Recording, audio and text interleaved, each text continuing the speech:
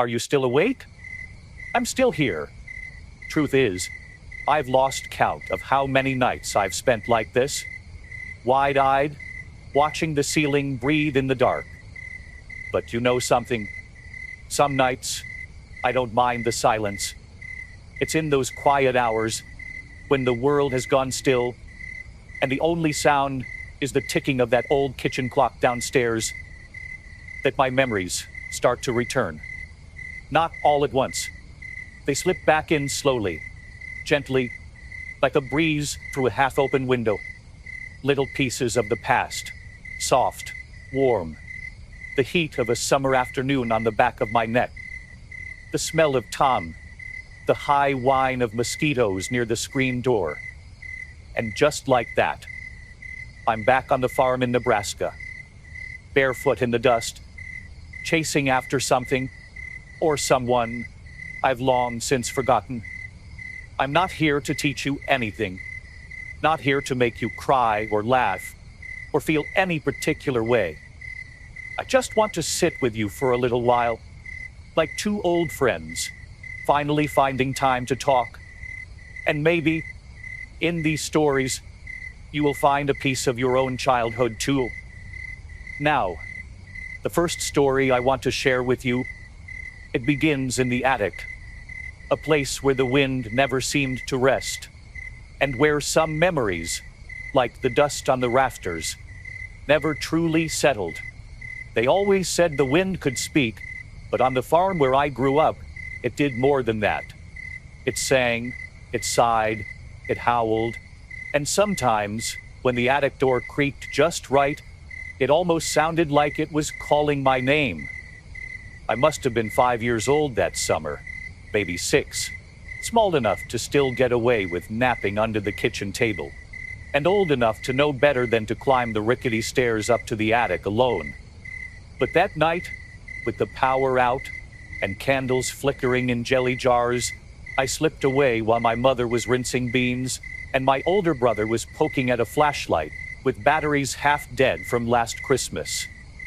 The storm outside had knocked out the radio, so all that was left was the sound of thunder in the distance and the wind threading through the barn slats like a ghost looking for something. The stairs to the attic moaned with every step, and the air grew warmer as I climbed. There was something thick in the quiet there, like the house was holding its breath. I remember the feeling of the wooden steps under my feet, warm from the day's heat, and the smell, old paper, mothballs, and something like cinnamon, maybe from the boxes where Grandma kept her holiday decorations. It was the kind of attic people imagine when they read old novels. Beams darkened by time, the light slanting in through tiny window slits, dust hanging in the air like snow that forgot how to fall. I didn't go up there looking for trouble. I went because the wind was up there, and the wind was never boring. It curled around the chimney bricks and whispered across the eaves. It made the old rocking horse sway ever so gently, like someone had just climbed off it a moment ago. I walked slowly, crawling partway on hands and knees, my dress catching on a nail and leaving a small tear near the hem. There were trunks with brass hinges, boxes tied shut with string, and one strange stack of old newspapers that smelled like oil and vinegar. And that's when I saw it. A cardboard box pushed against the far wall, edges soft with age, tied with faded green yarn. The yarn came undone like it had been waiting to be opened. Inside were letters, dozens of them, yellowed with age, their envelopes curled slightly at the corners like sleeping leaves. The ink was brown, not quite black anymore, and the handwriting had that careful, looping grace that only seems to exist in old letters and love poems. I opened one slowly. The paper felt fragile, like it could turn to powder in my hands if I breathed too hard. The letter was from my grandfather, Walter, written in 1917 during the war, to my grandmother, Eleanor. "My dearest Ellie," it began, "the nights here are so cold, I can hear my thoughts freeze. But when I close my eyes, I see you on the porch, in that blue dress with the collar you hate, and your hair pinned up like you don't care who's looking. His words were gentle and full, and though I couldn't understand everything, I was just a child. I could feel their weight. They sounded like music I didn't yet know how to sing. I read until my eyes blurred.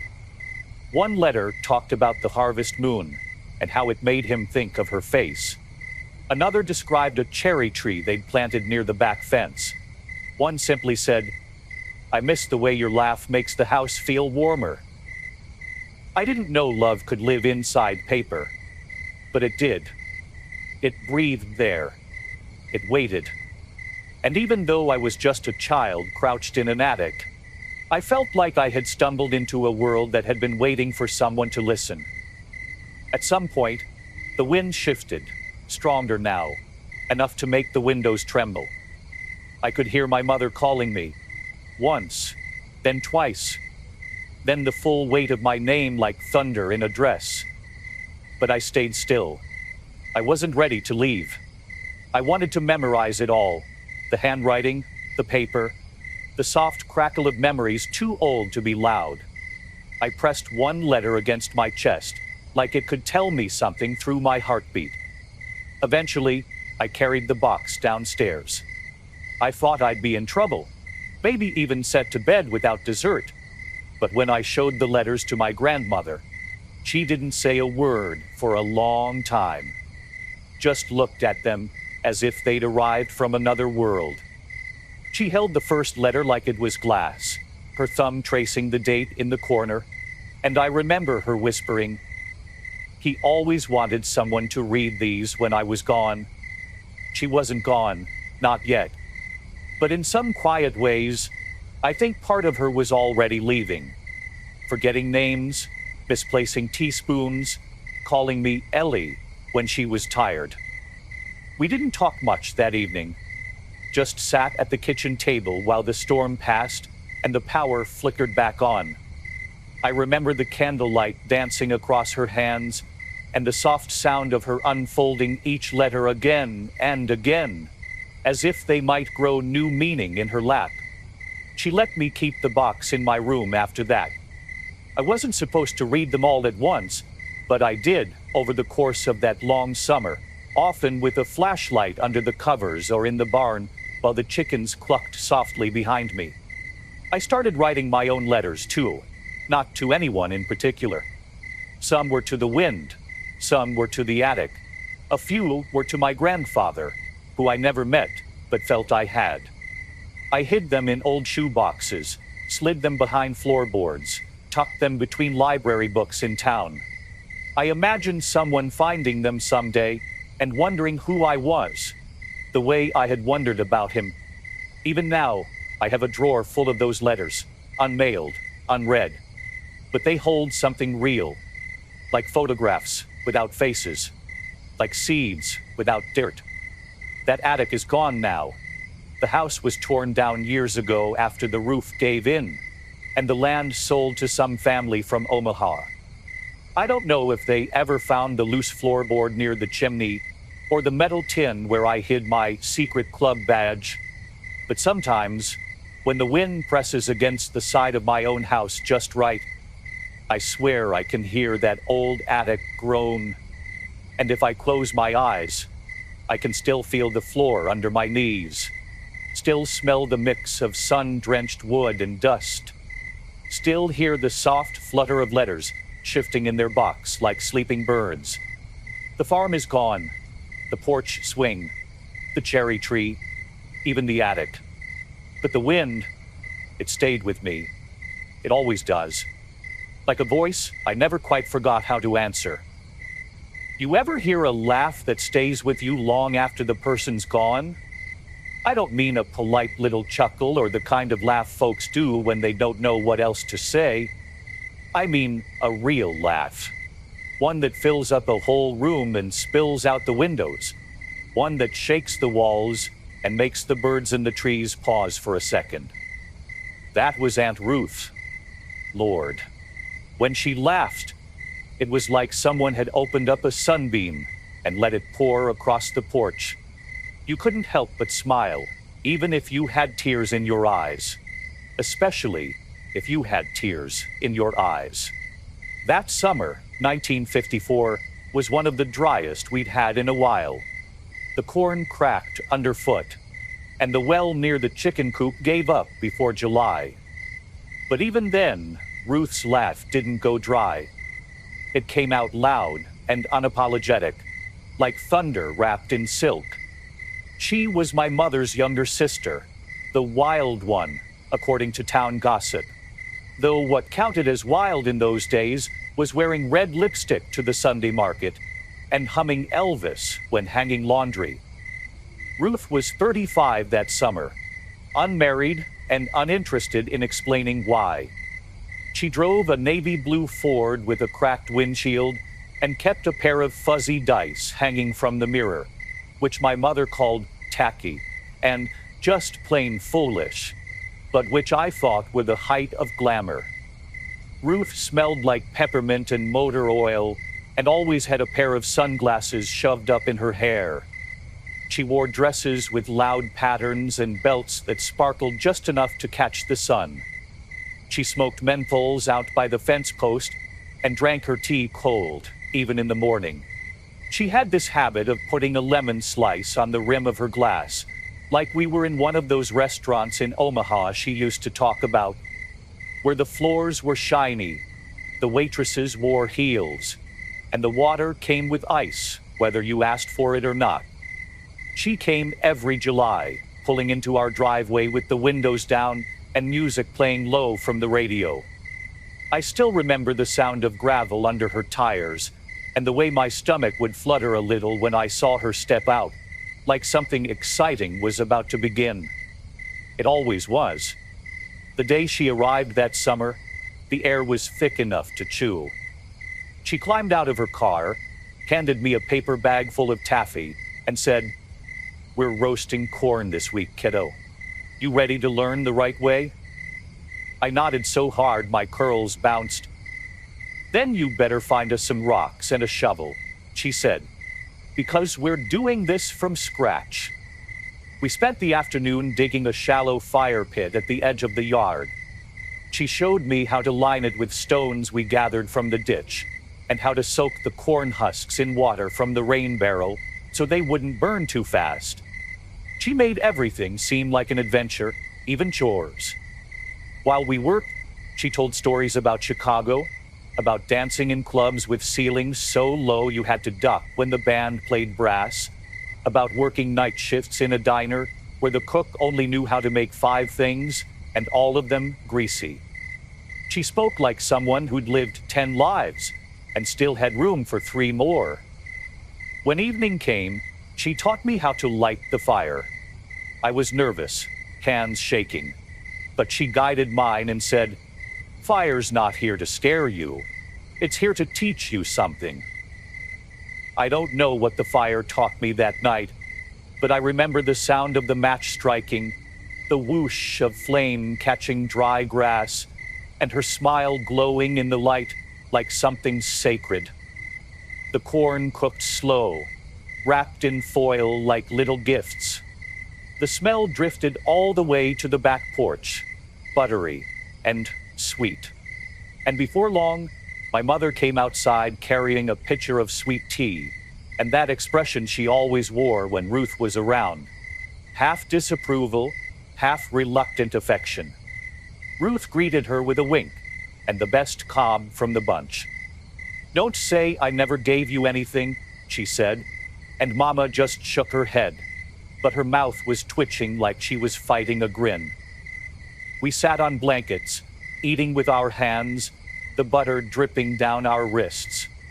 My dog, Toby, stole a cob and raced through the cornfield like he'd discovered treasure. Ruth threw her head back and laughed so hard she nearly tipped over her glass. That laugh, how do I describe it? It wasn't dainty or polite. It was raw, musical, whole, like thunder that had found a reason to sing. Later that night, when the fire turned to embers, Ruth and I sat under the stars. She took out her harmonica and played slow, quiet tunes that made the wind lean in. The night air cold just enough to pull a blanket over our legs. She handed me a piece of taffy and said, "This is the kind of night that makes you fall in love with being alive." I didn't understand exactly what she meant, but I nodded anyway, because I could feel it. The warmth in my belly, the smoke in the air, the hum of something unspoken between us. The next morning, we drove into town together. Ruth let me sit up front, even though my mother always made me ride in back. We went to the feed store, the post office, and the little market on Main where the bell above the door jingled every time it opened. Everyone in town looked at Ruth when she walked in, not just because of her clothes or the way she walked like the sidewalk belonged to her, but because she was different. She was color in a place that mostly came in shades of brown and gray. She bought canned peaches and licorice, flirted with the grocer, and left a quarter in the tip jar by the cash register, even though it wasn't a restaurant.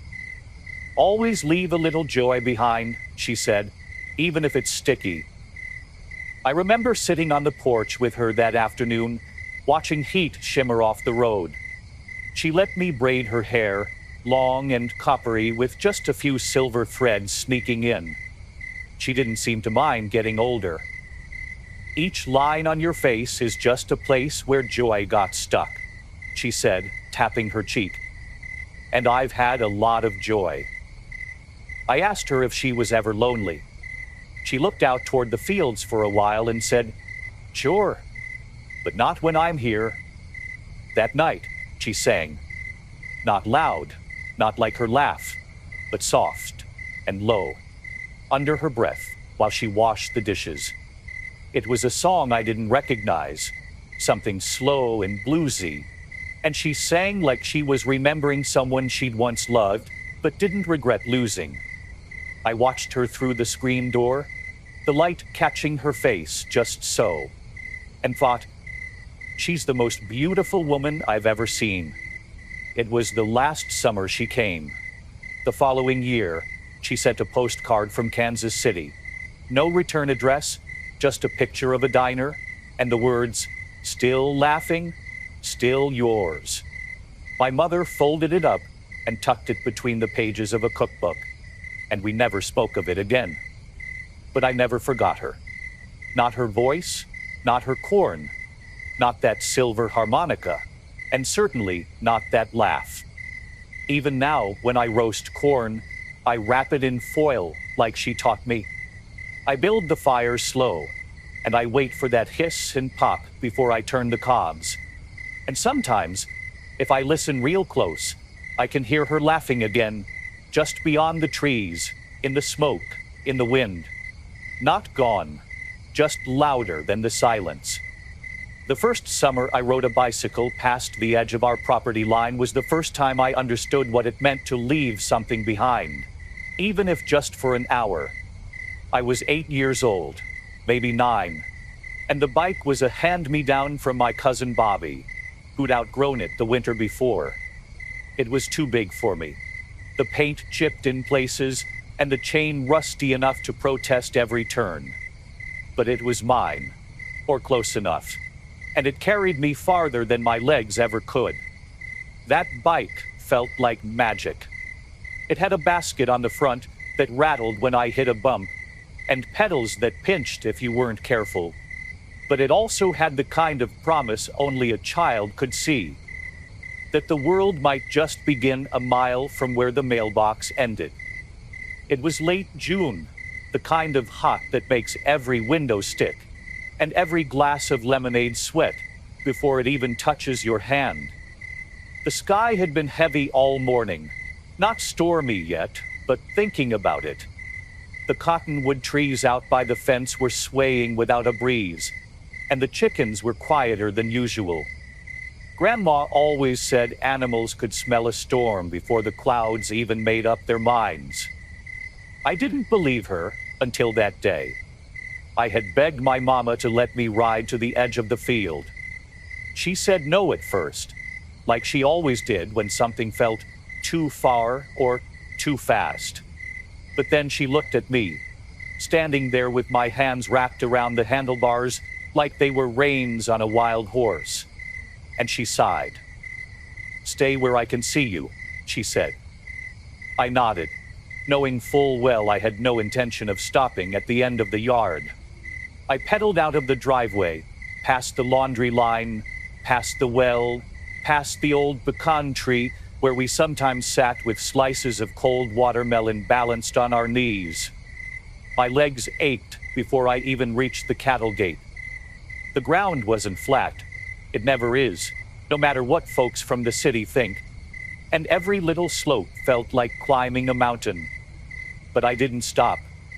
I wanted to see the edge of something. Maybe the sky. Maybe just what came after the corn. About half a mile from the house, where the dirt path curved near Miller's barn and the road turned dusty with forgotten tire tracks, I stopped. Not because I was tired, but because the wind changed. It came slow at first, a soft sigh through the grass, but then it picked up, tugging at my shirt and lifting the scent of dry earth and something else, something wet. I looked up. The clouds were darker now, bruised and blue at the edges. I should have turned back. Any grown-up would have said that. But I didn't. Instead, I got off the bike and walked it a little farther, to where the road dipped low and the cornfields opened like a book waiting to be read. And then the rain came. Not in drops at first, but in whispers. You could hear it before you felt it. A hush sweeping through the stalks like someone brushing their hand across thousands of pages at once. The first drop hit my nose. The second landed on my cheek. And then it opened up, quick and generous, like the sky had been holding its breath all month and finally let it go. I should have panicked. I should have turned around and pedaled home as fast as my legs could carry me. But I didn't. I stood there, soaked through in seconds, my shirt clinging to my back and my shoes squelching in the mud. I let the rain fall on my face, tilt my head back, and laughed. Not because something was funny, but because it was too beautiful not to. The road shimmered with puddles that hadn't been there 5 minutes ago. The air turned sharp and clean, like metal and mint, and earth all stirred into one breath. I felt small and enormous all at once. And then I got on my bike. The ride back was harder. The tires slipped. The dirt clung. My legs, already tired, began to ache in new places. But the rain didn't bother me anymore. It felt like a song being written just for me. No lyrics, just rhythm, just the sound of water slapping the ground, and the distant rumble of thunder that hadn't decided whether it would come close or pass by. I pedaled harder, faster, the rain streaking across my cheeks like tears I didn't mind shedding. When I reached the house, Mama was already on the porch, arms crossed, a towel in her hands, and that look on her face, a mix of worry and relief, and something else I didn't recognize until much later. Pride. She didn't yell. She just held the towel out and wrapped it around my shoulders, pulling me close. "You'll catch your death," she muttered. But she didn't mean it. She just didn't know how else to say, "I'm glad you came back." I sat on the steps that evening, still wrapped in that towel, sipping hot cocoa even though it was summer. The storm passed quickly, as they do out here, and the sunset came out brighter than it had any right to be. The grass steamed. The dirt smelled like a memory, and my bike, leaning against the porch rail, looked like it had survived something big. That night, I lay in bed and listened to the wind moving through the cornfields. I imagined it retracing my path, rustling every stalk I had passed, whispering to the puddles still shining on the road. I didn't know it then, but that day would stay with me for the rest of my life. Not because of the storm, but because I'd chosen, for the first time, to ride into something I didn't fully understand. You only get so many firsts. First step. First friend. First time you realize your parents don't know everything. And your first summer rain on a bicycle that doesn't quite fit, halfway between home and the unknown. That's a kind of freedom no one can give you.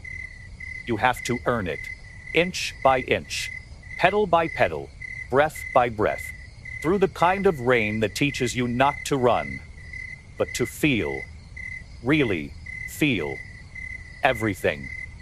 And every now and then, when the sky darkens and the air holds its breath the way it did that day, I find myself walking to the edge of the yard, looking out past the fields, remembering that ride, that girl, that rain, that moment. And for just a second, I swear I can hear it.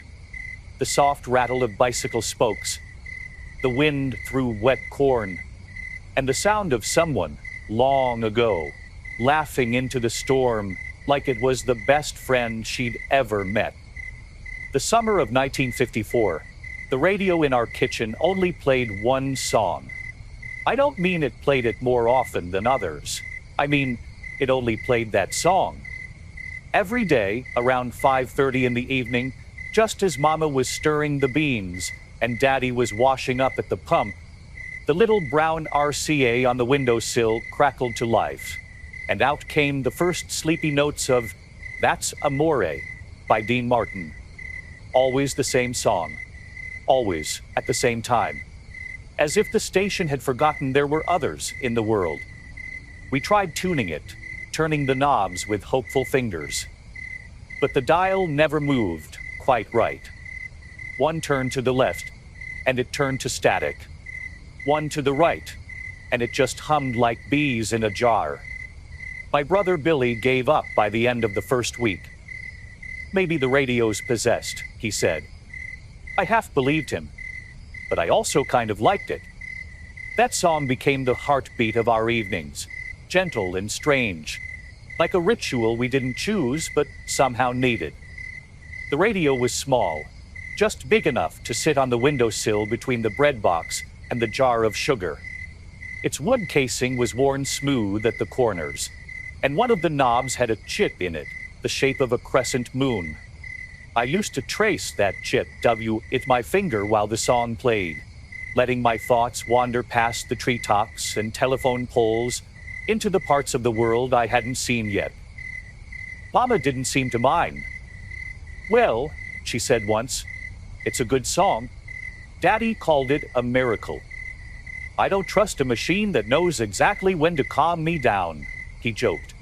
But every evening, just as the sun slanted golden across the linoleum floor, he'd be there at the table, calloused hands folded around a sweating glass of lemonade, tapping his foot to that same old tune.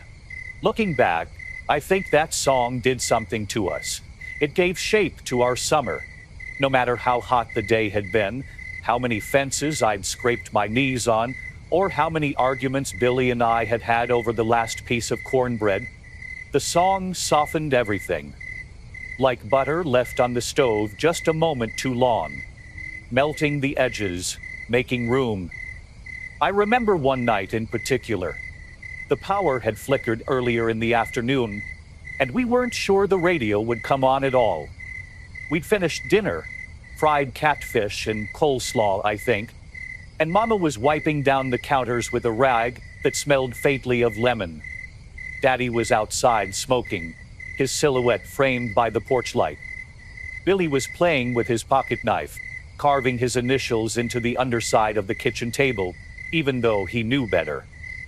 I was staring out the window, watching fireflies blink to life like tiny lanterns in the dusk. And then it happened. That familiar crackle, the soft swell of music. Dean Martin, crooning like he had nothing better to do than serenade our family every night at supper time. Mama froze mid-wipe and smiled. There it is, she said. And in that moment, everything felt stitched together. After dinner, I asked Daddy why the radio only played one song. He leaned back in his chair, the wood creaking beneath him, and took a long sip from his glass. "Sometimes," he said slowly, "God doesn't send what we ask for. He just sends what we need." I didn't really understand that at the time. I thought he was just saying something grown up to sound wise. But years later, I'd think back on that line more often than I care to admit. Because sometimes, life really does boil down to one song, one voice, one quiet, steady moment that anchors the chaos. We never did fix the radio, and we never replaced it either. When the summer ended and the days began to grow shorter, the song still came, like clockwork, like breath, like magic.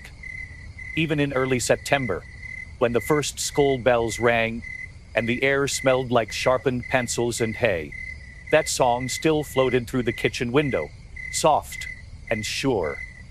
But the strangest thing happened in October. One day, the song just stopped. No warning, no static, no slow fade. 5:30 came and went, and the radio sat there, silent as a stone. Billy hit it a few times with the heel of his hand. Mama checked the plug. Daddy even opened it up with a screwdriver, though he didn't know what he was looking for. But nothing helped. The song was gone. I cried that night, not in front of anyone, but later, under my quilt.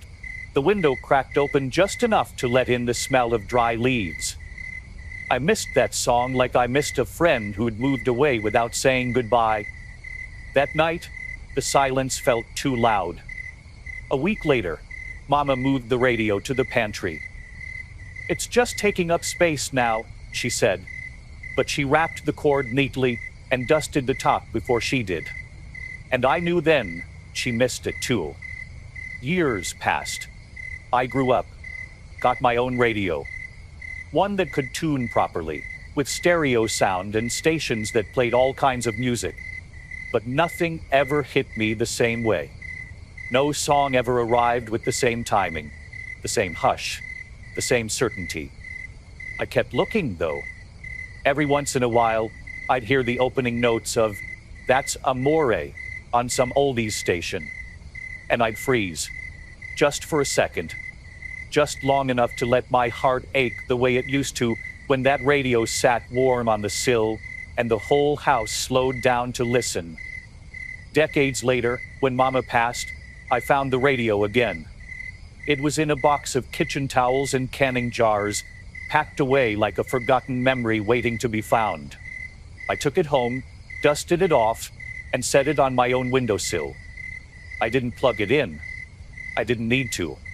Just seeing it there, in the late afternoon light, was enough. And sometimes, when I'm cooking dinner and the light hits just right, I can almost hear it. The soft hum of static, the croon of a voice full of velvet, and the feeling deep in my bones that for a while, we had everything we needed. There used to be a little ice cream shop on the corner of Maple and 3rd, just a squat, whitewashed building with a striped awning and a bell on the door that rang every time someone walked in, like it was glad to see you. We didn't go often, not because it was expensive, it wasn't, but because treats were just that in those days, treats. You didn't need a reason, exactly, but you also didn't go just because it was hot. You went when the chores were done, when someone had a birthday, or when Daddy came home from the mill with a little extra in his pocket and a grin that said, "Don't tell your mother we're getting 2 scoops." The place was called Joe's Creamery, though I don't remember anyone ever calling the man behind the counter Joe. We just called him the man with the hat.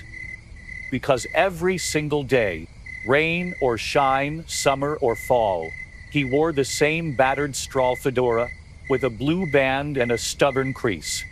He was thin, with hands that always smelled faintly of vanilla, and eyebrows that danced when he talked. He never seemed to rush, even when the line curled out the door. He greeted you like you were the first customer of the day, even if you were number 50. The shop itself smelled like sugar and freezer burn, and peppermint oil. The tiles were checkered, black and white, and the counter was scuffed from decades of elbows and coins sliding across. But the real treasure stood outside, a life-sized cow, painted pink from hoof to horn, bolted to the concrete like some kind of candy-colored guardian. Nobody knew why it was pink. Some said it was a dare. Others said it used to be white, but faded in the sun. My cousin Jimmy once swore it had been painted pink to honor a cow Joe had loved as a boy, which sounded a little sad until you saw the look of joy that cow put on people's faces. I loved that cow.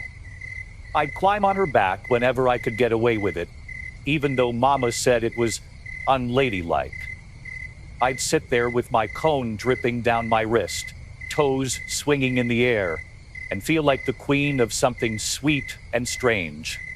One summer afternoon, Joe gave me a rag and a pail of soapy water and said, "Think she needs a bath?"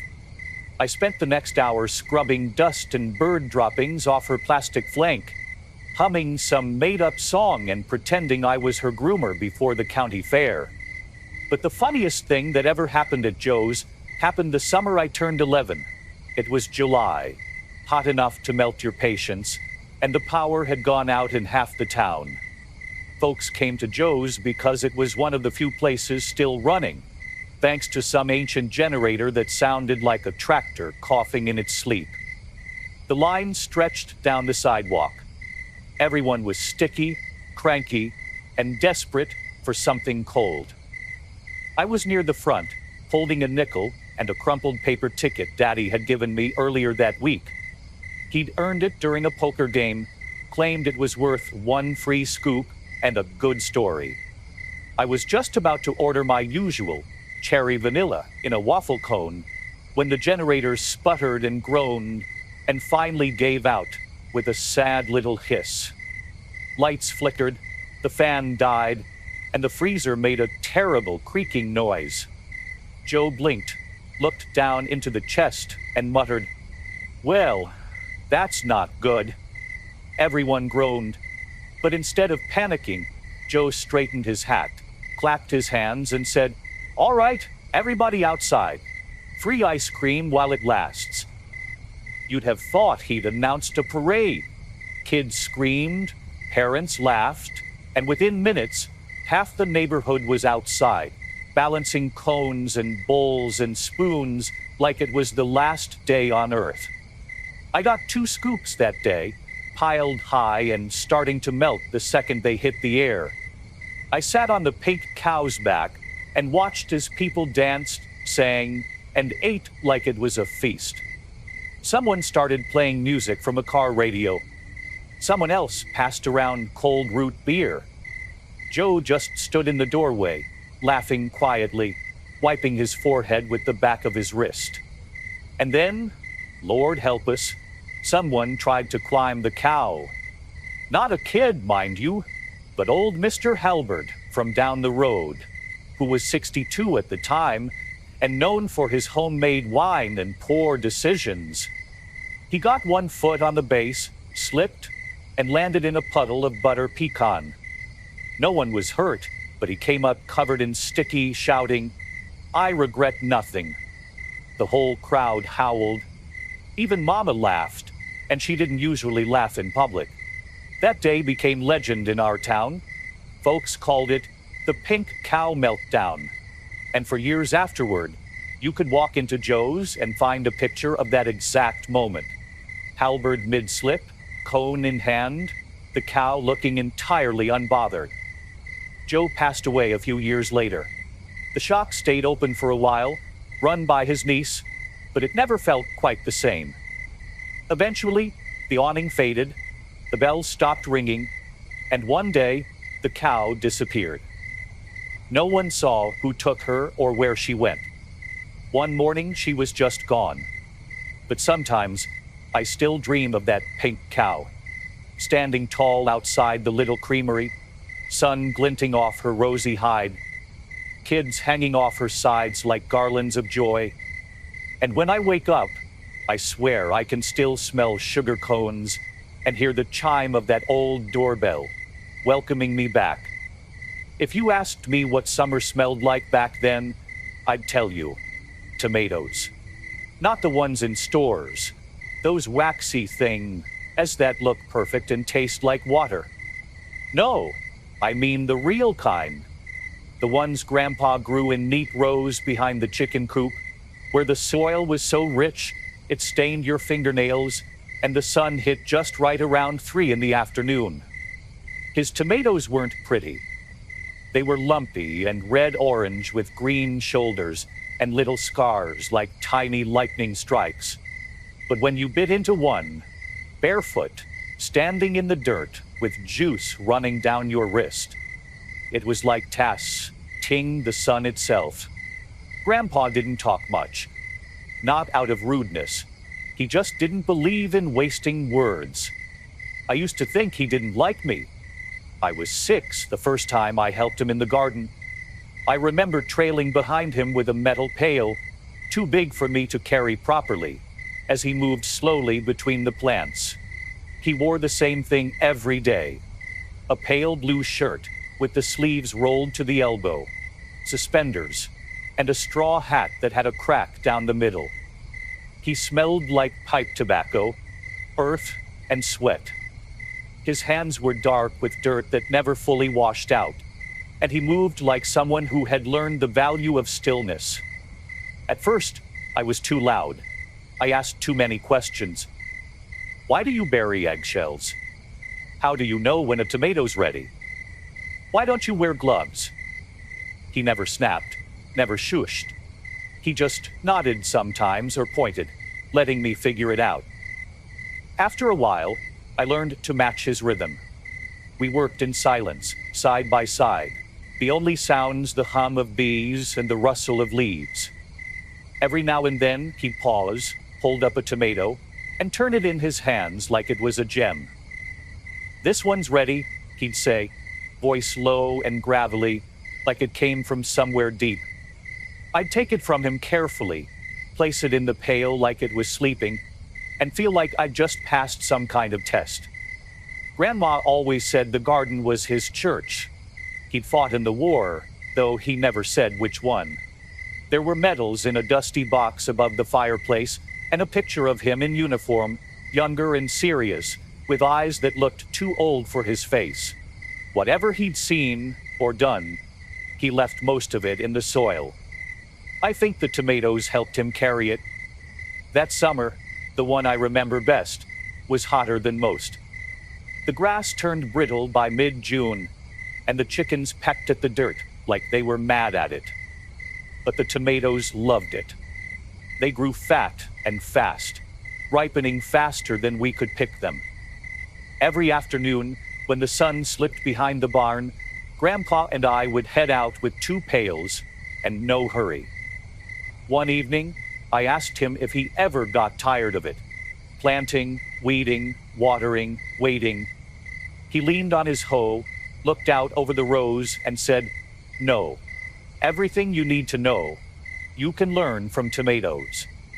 I didn't understand what that meant at the time. I just nodded like I did. But later that week, I started to see it. I saw how he never rushed, how he handled the plants gently, even when they drooped or split, how he pruned them with care, never cutting too much, never too little. I noticed how he checked the soil with his bare hands, not because a book told him to, but because he knew it, like he knew his own heartbeat. I saw how, when a storm knocked down the trellis, he didn't curse, just picked it up and built it back stronger.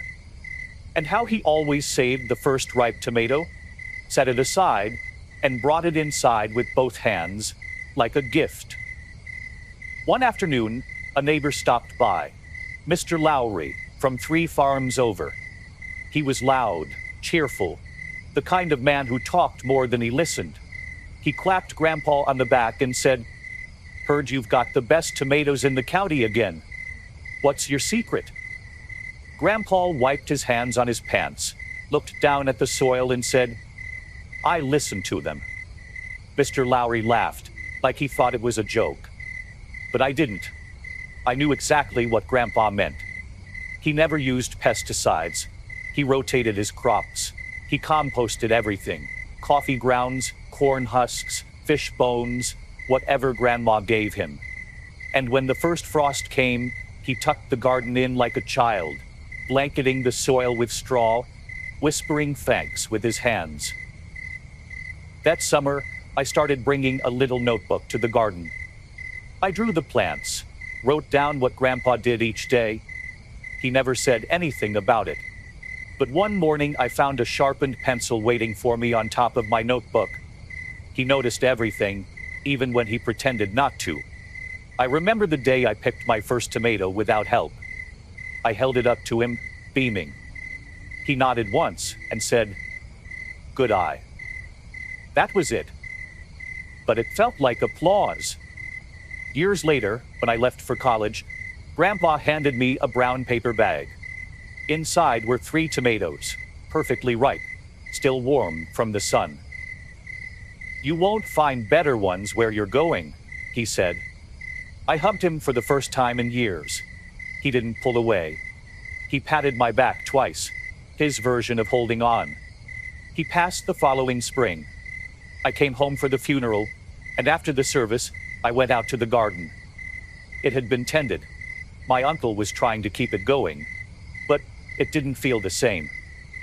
The rows were too straight. The soil looked clean in a way it shouldn't. But the plants were growing. And when I knelt down and picked one of the early tomatoes, I could still smell him. Earth, pipe smoke, patience. I planted my own garden after that. Small at first, just a corner near the back fence, but it grew. I taught my kids how to dig compost, how to listen for bees, how to know when a tomato's truly ready. And every year, on the first harvest day, I set one tomato aside, place it in a little wooden bowl, and leave it by the window. A small thank you, a quiet moment, a seed that never stopped growing. They always told us to make a wish when we saw a shooting star. But nobody ever said what to do if your wish came true too soon, or almost came true, and then floated away like pollen in the wind. I think I was 10 that summer, or maybe 11, the age where everything feels possible, but nothing stays long enough to be understood. It was late July, the kind of hot that makes your skin hum, and the fireflies had just started to come out when I first saw him, standing at the edge of our field with a paper bag in one hand and a pair of bright yellow rubber boots that didn't match the rest of him at all. He was taller than me by an inch or two, with messy brown hair and a shirt that looked like it used to belong to someone older. He didn't say much at first, just looked around, took in the rows of corn, the shed with the peeling paint, the clothesline snapping gently in the wind. Then he nodded, like he'd decided it would do. "I'm staying with my aunt," he said, "just for a while." His name was Eli. His aunt lived up the road, a quiet woman with sharp elbows and a laugh like glass breaking. She'd recently taken him in after, well, something happened. Nobody said what, and I didn't ask. There are some silences you learn to respect, even as a kid. Eli and I became summer friends the way kids do. Suddenly, without ceremony, like we'd always known each other. One day he wasn't there, the next he was, and we were sharing warm peaches and daring each other to touch the electric fence that buzzed behind the henhouse. He didn't laugh much, not at first. But when he did, it came out like a surprise, like he wasn't expecting it himself. I liked that. I liked the way he carried himself. Not proud, not shy, just like he was used to being on his own. He wore those yellow boots everywhere. It didn't matter if it was dry or muddy or 100 degrees. I asked him about it once, and he just said, "They're mine." Like that explained everything. Maybe it did. At that age, something that belongs to you, really belongs to you, is a kind of armor. That summer, we built a fort in the willow grove behind the Miller place. It was mostly just branches tied with twine, and a few boards stolen from my dad's scrap pile, but we treated it like a castle. We gave each other titles. He was the Knight of the West Wind, and I was the Queen of Peaches. We guarded the fort from imaginary raiders, drew maps on brown paper bags, and created our own secret language that we promptly forgot by August. One night, just after the county fair, we decided to sleep out in the fort. We brought a flashlight, a can of root beer, and a pocket full of salted peanuts. We lay on our backs, staring up at a sky so thick with stars it looked like it could drip. Neither of us said much. Sometimes you don't have to. Sometimes you just breathe the same air, and it's enough. And then, right around midnight, a shooting star tore across the sky. Bright and long, with a tail like a paintbrush stroke. Eli pointed, didn't even say anything, just looked at me with eyes wide as the moon. "Make a wish," I whispered. He closed his eyes. I closed mine. And for one small moment, the world held its breath. I don't remember what I wished for exactly. Something about keeping that night forever, I think. About Eli staying past the summer. About something that didn't have to end. But wishes are tricky things. They don't always land the way you expect. The next week, he was gone. His aunt said there'd been a phone call, that his mother had sorted some things out and come to take him back. She didn't offer more, and I didn't have the words to ask. All she gave me was a folded-up paper bag with my name scrawled on it. Inside was a peach, just barely ripe, and a note that said, "Thanks for the map. I hope you stay queen forever." I went to the fort that afternoon and sat for a long time, holding that peach like it might explain something. The boards creaked under my weight. The wind whispered through the branches, and when I finally bit into the fruit, it was sour and perfect and real. I think about Eli more than I should, probably, especially on nights when the stars come out heavy and the crickets sing like they know all the old stories. I wonder where he ended up, whether he kept ducks, O's boots, whether he remembers the Queen of Peaches or the way we turned an old flashlight into a lighthouse for imaginary ships. I don't know if wishes work, but sometimes I think the best ones don't come true the way we hope. They just leave a mark, like a soft thumbprint on your summer. And if you're lucky, they stay with you, in the quiet, in the stars, in the sudden laughter that escapes when you least expect it. I never liked that dress. Not when I first got it. No, even the second time Mama hemmed it, because I kept tripping over the ruffle. It was cotton, thin as a whisper, with wide blue and white stripes that made me feel like a walking awning. The collar was stiff, the waist pinched, and every time I bent over, it puffed out like a bell. But it was clean, well stitched, and handed down from my cousin Edie, who only ever wore it once because, as she liked to say, it makes my arms look like ham. And so, the summer I turned 12, the last summer I spent on the farm, that dress became my uniform. Mama said it was good for heat, which was her way of saying we didn't have money for a new one. And besides, you'll only be wearing it a few more weeks. I didn't understand what she meant then. But a few weeks later, when Daddy came home with news that we were leaving the farm, that we'd be moving to town, to a smaller house near the grain elevator, closer to the new school, I understood everything, all at once, in the quietest way. The announcement came on a Thursday. Mama didn't cry, not then.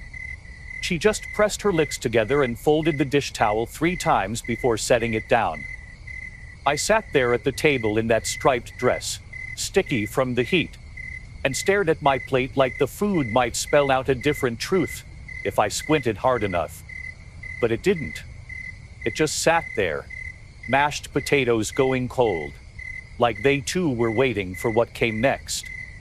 The next few days moved like honey uphill.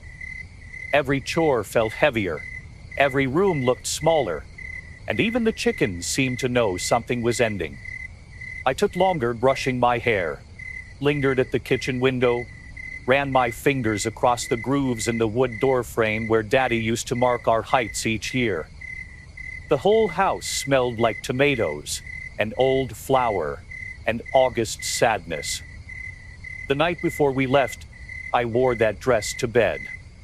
I told Mama it was because everything else was packed, but really, I didn't want to take it off. Not yet. It felt like a thread tying me to something I didn't want to untangle. The morning we left, the sun rose soft and early, like it didn't want to wake us, but had to. I stepped outside before the others were up. The grass was wet, and the air smelled like distant rain. I walked barefoot to the barn, past the empty clothesline, past the spot where Eli and I once buried a marble for luck, past the garden that still had a few stubborn green tomatoes clinging to the vines. The barn door creaked just like always. Inside, everything was still. Tools hanging where Grandpa left them, dust caught in shafts of light, the rope swing twisting slow above the dirt floor. I sat there, in that striped dress, and let myself cry for the first time since Daddy's announcement. Not loud, just enough to feel the ache unclench a little. The kind of cry that lives in the throat, behind your eyes, in the soft place under your ribs, where memories get stored like old quilts. Later that morning, we loaded the truck.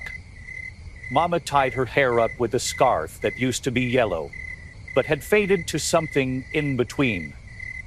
Daddy stood by the driver's side, holding his thermos like a prayer. My little brother climbed into the cab without a word. And I ran back inside one more time. I needed to say goodbye. Not just to the walls or the porch swing or the squeaky cabinet that held our plates, but to the girl I was there.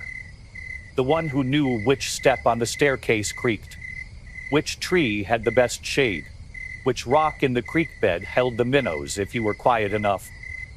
Before I walked out, I spun in the hallway once, slowly, letting the dress flare around me like a final curtsy, and I whispered, "Thank you," to everything. The drive to town was short, but it felt long enough to carry a whole childhood. I kept my hand on the window, palm flat, pretending I could absorb the sights as we passed them.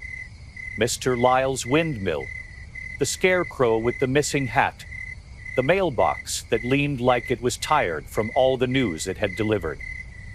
We moved into the new house, and life went on, as it does. But I never wore that dress again. Mama put it in the back of the closet, and by the next spring, it was too small. She gave it to a neighbor with 2 little girls and said, "It still has some summer left in it." Maybe it did. Years later, I found a picture of myself in that dress, standing under the oak tree, barefoot, holding a lemonade jar with condensation dripping down the sides. I'm smiling, but only a little. The kind of smile that knows something's ending, even if it hasn't said it yet. And when I look at that photo now, I don't see a dress I hated. I see the last day I belonged entirely to the land, to the wind, to the time before clocks and lockers and sidewalks. Sometimes I dream of that farm, and when I do, I'm always wearing that dress. It's never too tight. It never pinches, and it always catches the breeze just right. I think every person has at least one letter they never send, folded neat and kept in a drawer, under a book, behind a mirror. Written in a summer moment when the air feels thick and your thoughts get too big for your chest. Mine was written during the bean harvest of '54. I was 12, and already trying on bigger feelings than I knew how to wear. Like shoes 2 sizes too large. They made you walk funny, but you wore them anyway, hoping you'd grow into them before anyone noticed. The beans that year were particularly stubborn. The vines tangled low to the ground, and the bugs had taken a liking to the leaves. Mama said it was the humidity, and Daddy said it was just a bad year for beans. I didn't care much either way. My job was to pick, rinse, and snap. Every morning after breakfast, I'd sit on the back porch with a colander in my lap and a bowl beside me, breaking those green beans in half with a small flick of the wrist and dropping the ends like little commas into the scrap tin. It was during those hours of snapping that my thoughts ran wild. I'd think about school starting soon, about how everything in town smelled different once September rolled in, like pencil shavings, burnt toast, and clean shirts. I'd think about the new girl with the gold tooth in her smile, and the boy who had been teasing me for weeks, but always stood a little too close when we lined up for recess. Mostly, I thought about the things I hadn't said, things that sat heavy behind my ribs, things that didn't fit into daily conversation, but needed somewhere to go. So I started writing letters, not to anyone in particular at first, just to the sky, to the dog, to the house. Eventually, I started one to my father, then one to Mama, then one to someone who used to be my best friend, until she told everyone I still slept with the blanket I'd had since I was 5. I didn't send any of them, but I wrote like they'd be read, and that made all the difference. The letter I remember most, though, was to a boy named Seth. He lived 2 farms down, lanky and sunburnt with one dimple and a cowlick that refused to stay down. We'd talked maybe 5 times, once at the feed store, twice at Sunday school, and twice more when he helped carry a basket of peaches up to the porch after Grandma threw out her back. But that was all it took for my 12-year-old brain to build a whole future. Picnics by the creek, slow dances at the town hall, a wedding in the spring with mason jars full of daisies and lemonade. The letter wasn't long, just a few paragraphs. I remember the way I pressed too hard with the pen, making the paper wrinkle. I told him I liked the way he said ma'am to older ladies, that he had a kind face, that if he ever needed someone to talk to, I was good at listening and could bake decent cornbread. I didn't ask for anything in return. I just wanted the words to live somewhere outside my head. I folded the letter into fourths, tucked it into an envelope, and wrote, "For Seth," in the corner, without a stamp or address. Then I slipped it into a jar with a handful of snapped bean ends and hid it beneath the porch floorboards, right where the light never reached. I don't know why. Maybe I thought it would keep better there, like a seed, like a secret. I forgot about it for a while. Life sped up the way it does. School started. Leaves changed. Seth moved away the following spring, his family chasing work out near Grand Island. I never saw him again. Not really. Once, I thought I spotted him at a gas station during college break. Older, taller, leaning against a pump with a cigarette tucked behind his ear. But I wasn't sure, and I didn't ask. Years later, when the house was being sold, I came back for a weekend to help pack. I found myself on the porch again, alone, a colander of beans in my lap like no time had passed, and I remembered. The jar. The letter. I crawled beneath the boards, heart racing for no reason, and found it, dusty but intact. The paper was yellowed, the ink had bled a little, but the words were still there. I didn't cry, exactly, but something shifted, like wind through a screen door, like the sound of Mama humming in the next room. I read it once, folded it again, and this time, I burned it in the old fire pit by the lilac bush. The smoke rose slow and steady, like a prayer, like closure. That letter never needed to be sent. It just needed to be written, needed to exist long enough to carry a feeling from one season to the next. And in the quiet of that porch, with bean ends piling in the tin and the sun warming the wood beneath me, I realized that sometimes the most important things you say are the ones only the air gets to hear. There are some sounds that never leave you, even if the world around them disappears. They echo, soft and steady, like an old melody only your bones remember. For me, that sound was the corn, drying in the wind, whispering just outside the bedroom window every night from late August until the harvest was done. It was a gentle rustle, like a lullaby sung by the fields themselves, and it was always the last thing I heard before sleep. We didn't have air conditioning back then, just a box fan that whirred at the foot of the bed, and the wide open window, cracked just enough to let the breeze slip through. The screen was old and a little bent at the corners, so sometimes the scent of the fields came in richer than expected. Earthy, warm, full of dust and memory.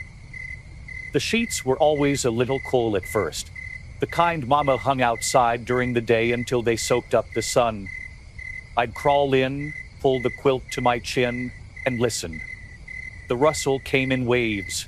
Not quite wind, not quite silence. Just something in between. I used to think it was the sound of the world breathing. Those nights were slow. Everything moved quieter after dinner. The radio played faintly in the kitchen. Mama's steps softened as she swept crumbs from the linoleum. Daddy's chair creaked once as he stood up from reading the paper. My brother's cough came twice before settling down. And then, nothing. Just me, lying in the dark, watching shadows stretch across the ceiling and waiting for that sound. The corn. Some nights, it mixed with other things. A dog barking somewhere far off. A cricket near the porch. The low hum of a passing truck that never quite made it into town. But always, the corn. It was like the land was talking to itself, remembering the heat of July and the laughter of kids racing through the rows, like it knew everything that had happened that summer and was trying to rock it gently to sleep. One night, I must have been around 11, I couldn't sleep. My mind was too full. Thoughts stacking like dishes in the sink. I crept downstairs, barefoot and silent, and walked out onto the back steps. The house behind me glowed faintly with lamplight. The fields ahead shimmered under a sky so full of stars it made my throat ache. And there, between me and everything else, was the sound. The corn. It wasn't loud. It wasn't trying to be heard. But it was there. Constant. Comforting. I sat on the steps for a long time, chin on my knees, listening, breathing, feeling small and safe all at once. I never told anyone about that night, but it stayed with me, became a kind of anchor. Even now, when sleep won't come and the clock ticks louder than it should, I reach for that sound. I close my eyes and picture the fields, the rows standing tall, the wind sliding over them, the slow, sacred hush. Years have passed. Decades, really. I live in a place now where corn doesn't grow the way it used to. The nights are louder. The streets buzz. Even the stars seem fewer, like someone dimmed them for economy's sake. But sometimes, on quiet evenings, when the fan hums and the windows open just enough, I can almost hear it again, just for a second. And when I do, something inside me stirs. A pull so deep it feels like a thread stitched through time, tugging me back to that porch, to that quilt, to the sound of dry stalks singing me to sleep. Sometimes I wonder what would happen if I followed that thread all the way. If I let myself go quiet enough, still enough, could I slip through the years like water through cupped hands? Could I step barefoot into that room again, smell the soap on the pillowcase, hear Daddy's chair creak, and see Mama turning down the light? I don't know, but I think about it. And some nights, I almost believe I could. There are sounds that stay in your memory the way smells do. Buried, quiet, waiting. For me, it's the cicadas. They don't sing like birds or whisper like wind. They hum like something ancient, like the breath of time itself. That's how I know I've wandered back again. Back to that summer in 1956. Back to the porch where my grandmother sat in her creaky wicker chair. And back to the way the world slowed down just enough for a little girl to notice the way light danced across wood.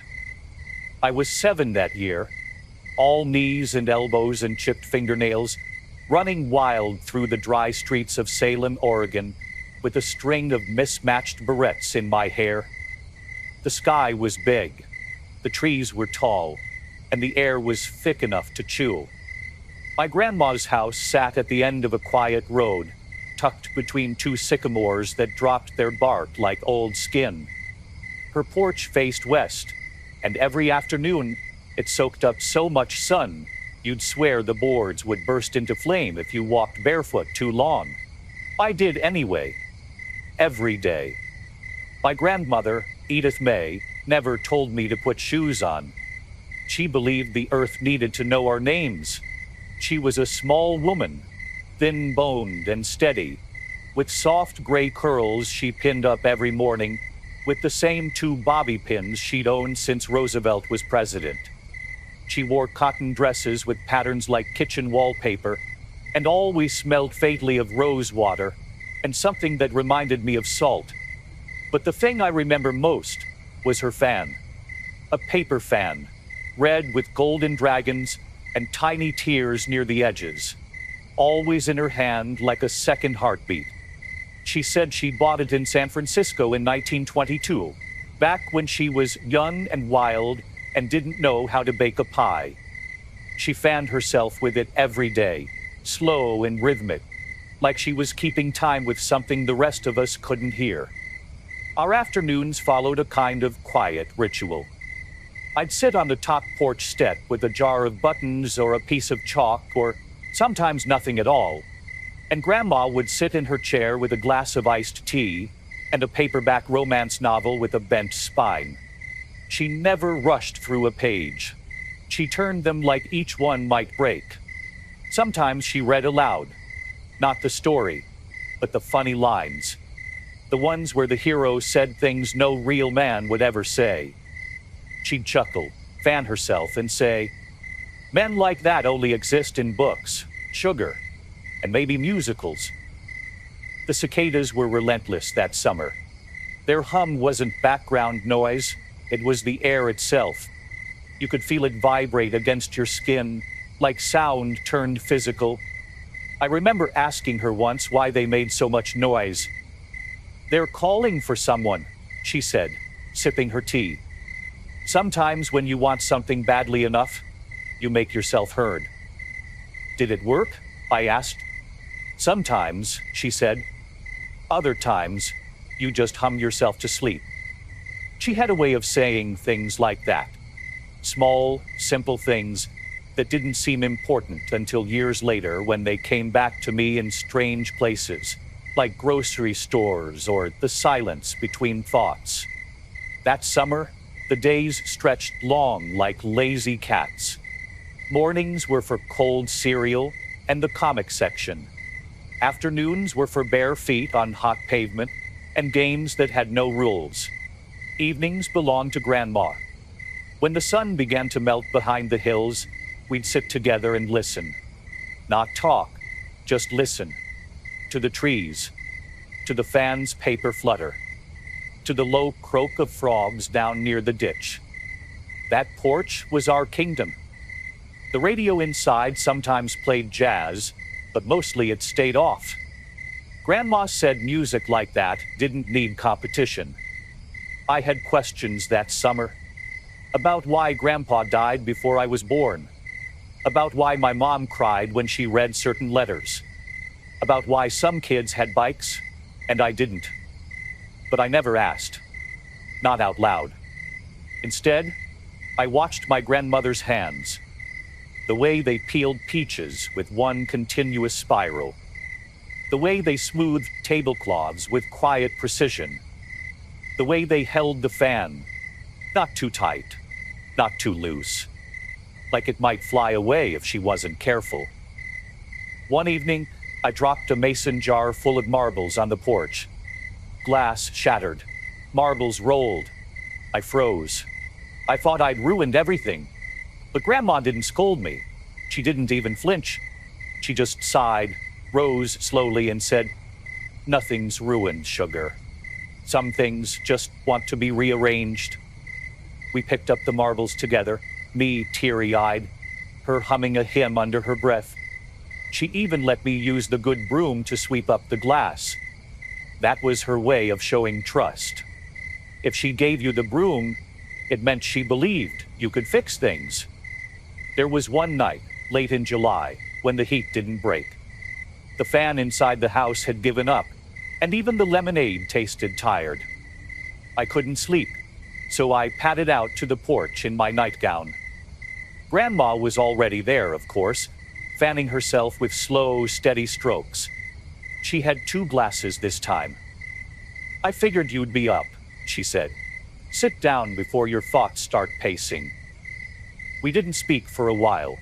The cicadas were loud that night. Not just humming, but singing, it seemed. Full-throated and desperate. "What are they saying now?" I asked. She looked into the trees. "They're saying, 'We're still here.' That's all. Just that. We're still here." I think about that a lot now. At 65, when my bones ache and the house is too quiet, and the nights stretch longer than they used to, I think about the way she held that fan like it was something holy. The way she taught me to listen for things most people talk over. The way her love didn't shout or sparkle. It simply stayed. I still have that fan. It lives in a box with old photographs and recipe cards I'll never use. The red's faded now, and the dragons are almost invisible. But when I hold it, just right, and move it through the air slowly enough, I swear I can hear the porch creak. I can smell lemon balm. I can feel the hum of something larger than me. And the cicadas? They're still there too. Still humming. Still saying, "We're still here." There was one day, just one, when the sky cracked open and spilled rain like it had been holding back all season. It came so fast, the dust barely had time to rise before it turned to mud. I remember how the smell of it filled the air, that mix of wet earth and old wood, the way Grandma's porch sighed with every drop that hit the roof. She didn't go inside. She never did when it rained like that. Said it was God's way of reminding us not everything can be planned. She handed me a towel, not to dry off, but to lay across our lats. We sat shoulder to shoulder, legs swinging off the edge of the porch like 2 kids the same size. The fan rested on her lap, closed for once, quiet and still. She didn't need it then. The wind did all the work. "Rain's a blessing," she whispered, more to the clouds than to me. "Makes things grow, even the things you didn't mean to plant." I didn't understand what she meant. Again, I just leaned my head against her arm and watched the water make tiny rivers through the cracks in the boards. We sat that way until the thunder passed and the cicadas came back, softer this time, as if even they needed a moment to recover. That's the thing about memory. It doesn't always come back in full color. Sometimes it returns in sound or smell, or the feel of someone's elbow against yours during a storm. Sometimes it's just the absence of something, like the weight of a fan no longer moving, or the hush when the rain finally stops. Years later, when my own daughter was small, I took her back to that porch. The sycamores were gone by then, and the boards had been replaced with something new and polished. Something that didn't creak when you sat on it. But I brought the fan. I showed her how to open it slowly, how to listen to the way paper moves through summer air. She didn't say much, just nodded, the way I used to, and leaned against my side the way I once leaned against Grandma's. I told her about the marbles and the lemonade and the rain. And when she asked why the cicadas were so loud, I smiled. The CT2 eyes. You're just reminding us, I said, that they're still here. Funny how a sound can pull you back. 1 minute you're sitting in the present, maybe folding laundry or sipping something too hot.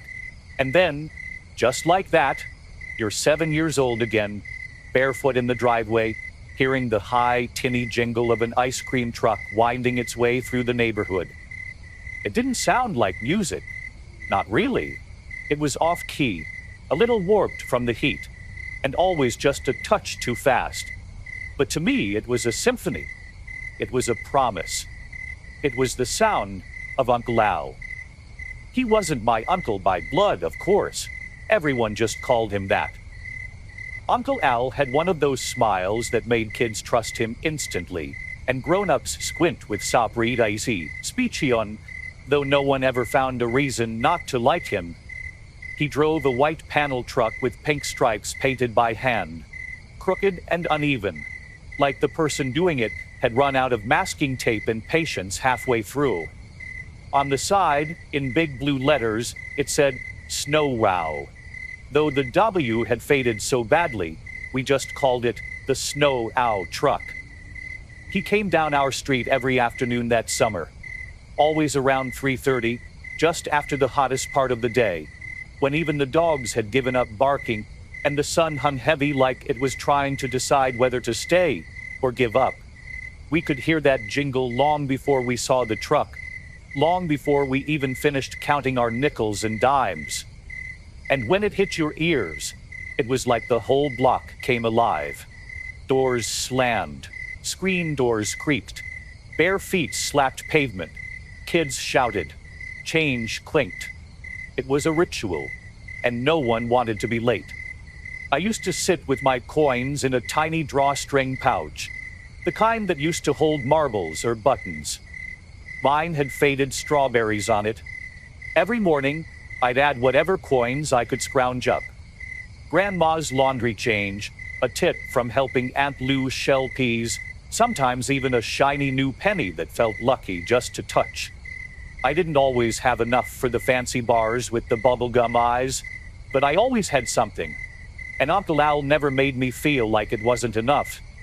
That day, the day I remember most, it was so hot, the sidewalk glittered. The kind of heat that makes the air wobble and the trees look sleepy. I was wearing my green cotton shorts and a yellow tank top with a popsicle stain from the day before. I'd been playing jacks with Mary Beth and got so caught up I didn't hear the truck until it was almost on us. I ran, coins jingling, bare feet slapping the ground like thunder. I was one of the last in line. And by the time I got to the front, Uncle Al was shaking his head. "I'm sorry, sweetheart," he said, genuinely sorry. "They cleared me out. Not a single bar left." I just stood there, heart thumping, mouth open.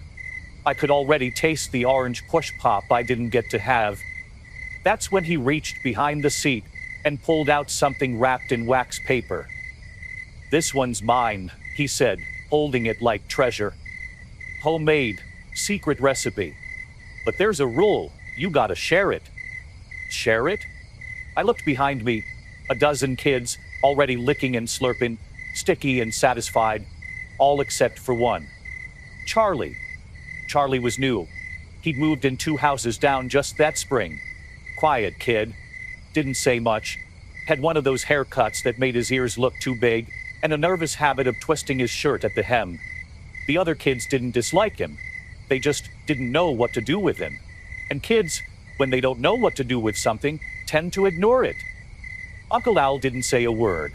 He just looked at me, then at Charlie, then handed me the bar, still wrapped and slightly melting. I walked over and held it out. "Want a split?" I asked, feeling both generous and annoyed. Charlie nodded like he was afraid to speak. We sat on the curb, didn't say much, just unwrapped the bar slowly, tore it in half as best we could, and bit into it together. It tasted like vanilla and coconut and maybe lemon, like something you couldn't quite name but wanted again anyway. Charlie smiled the whole time. Not a big smile, not one for show, just a soft one, like he couldn't believe someone saw him. When we finished, he said, "Thank you." So quiet I almost missed it. The next day, he brought 2 nickels and handed one to me before the truck came. We didn't talk about it.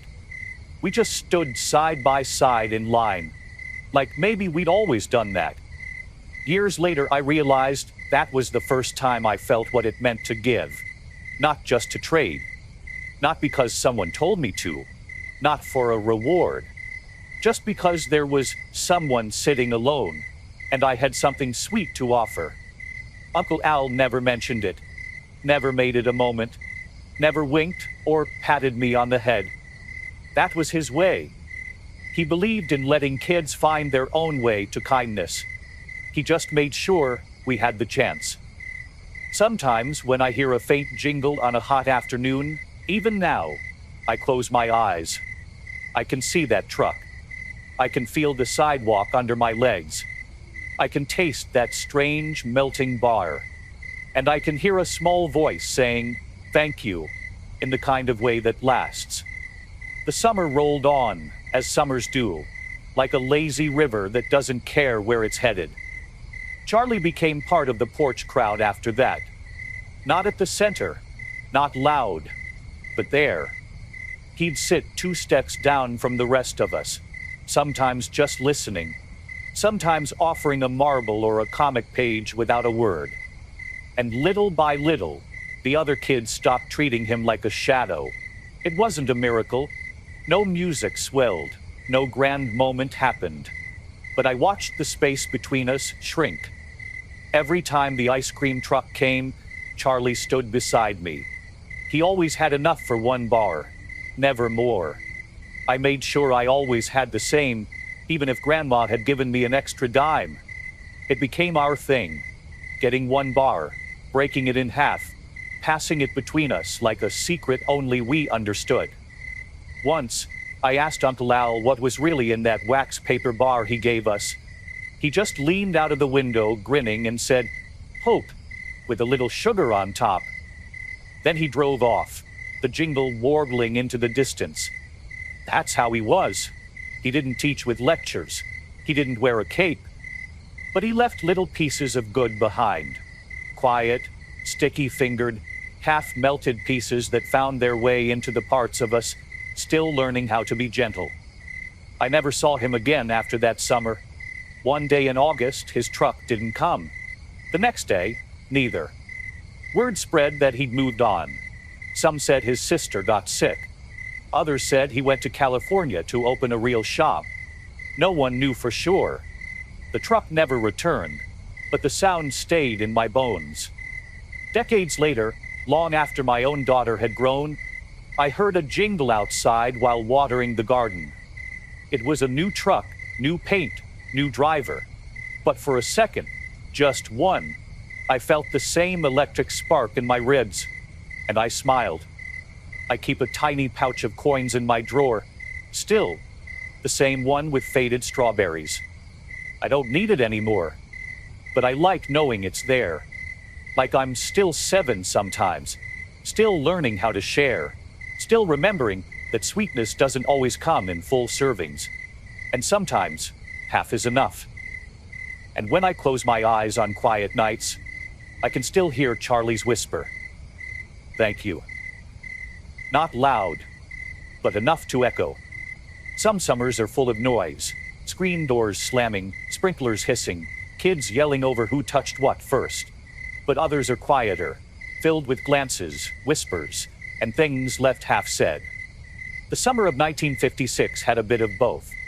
And for me, the quiet parts lived behind Grandma's house, just past the vegetable patch where the plum tree stood, crooked, stubborn, and full of secrets.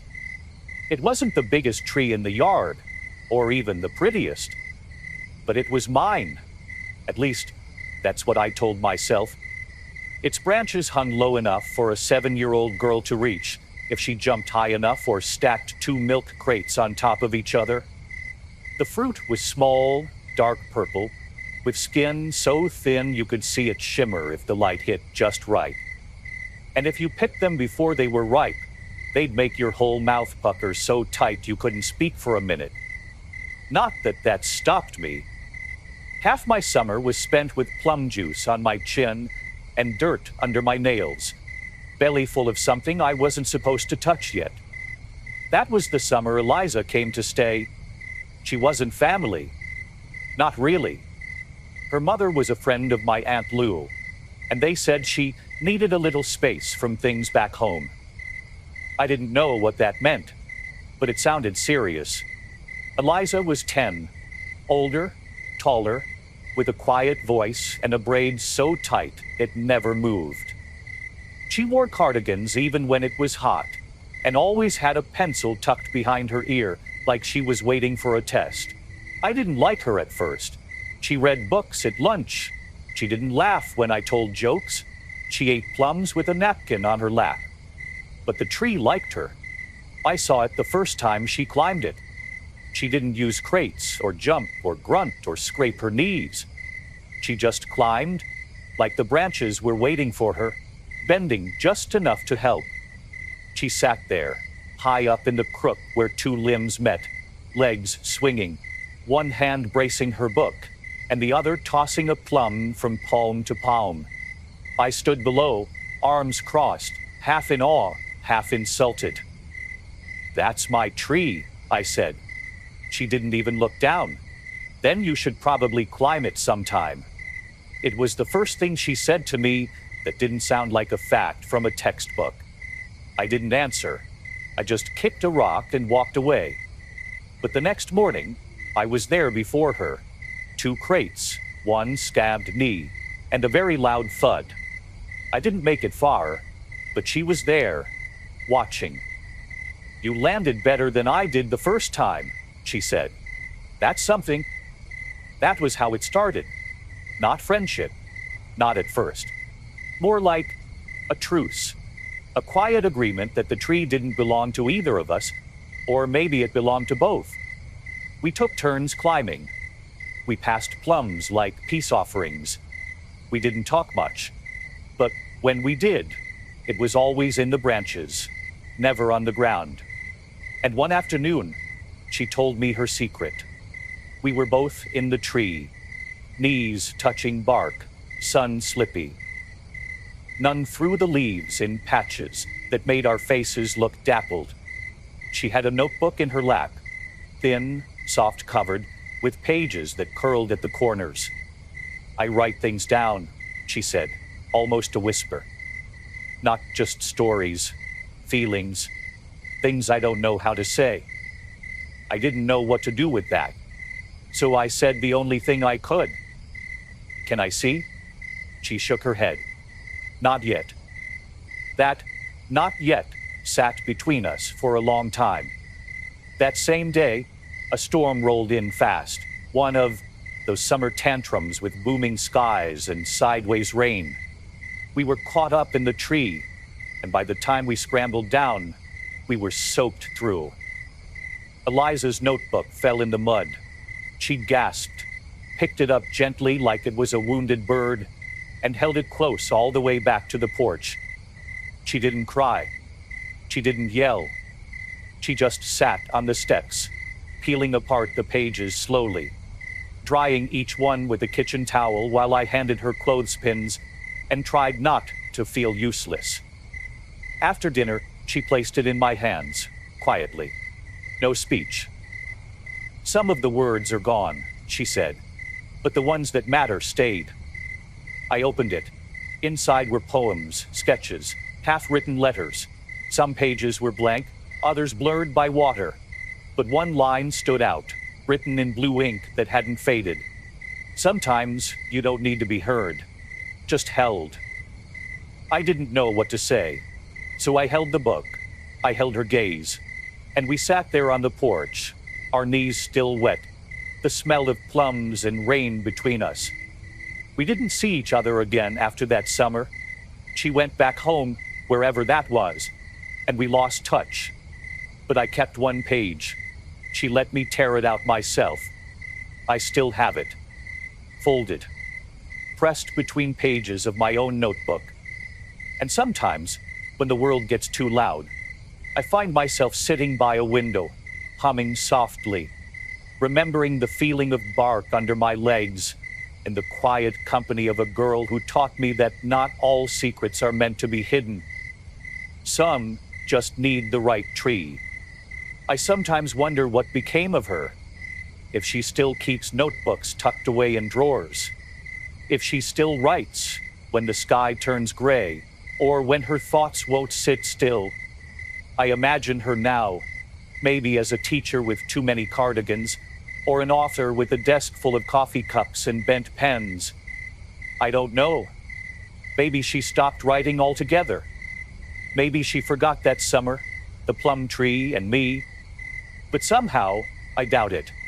There are certain friendships that don't ask for forever. They come in quiet, unexpected seasons, just long enough to plant something. And that's enough. Eliza was that kind of friend. She didn't stay, but she left a mark, not a scar, more like a fingerprint on a window pane. You don't always see it, but on certain days, when the light comes in just right, there it is. That fall, after she left, the plum tree dropped every last one of its leaves in a single weekend. Grandma said it was normal, but it felt like something else.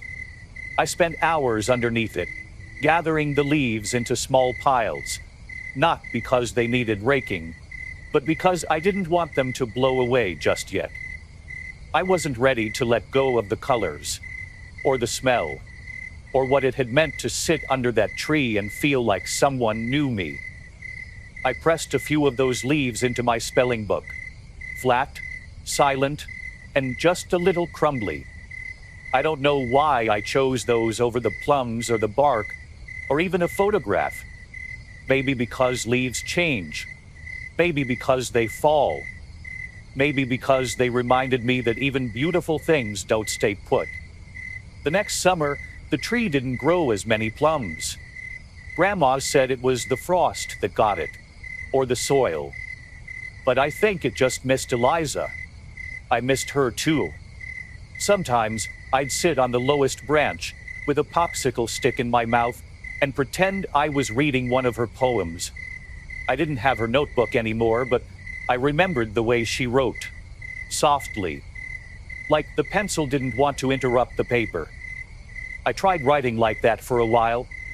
Small lines, crooked margins, big feelings in little spaces.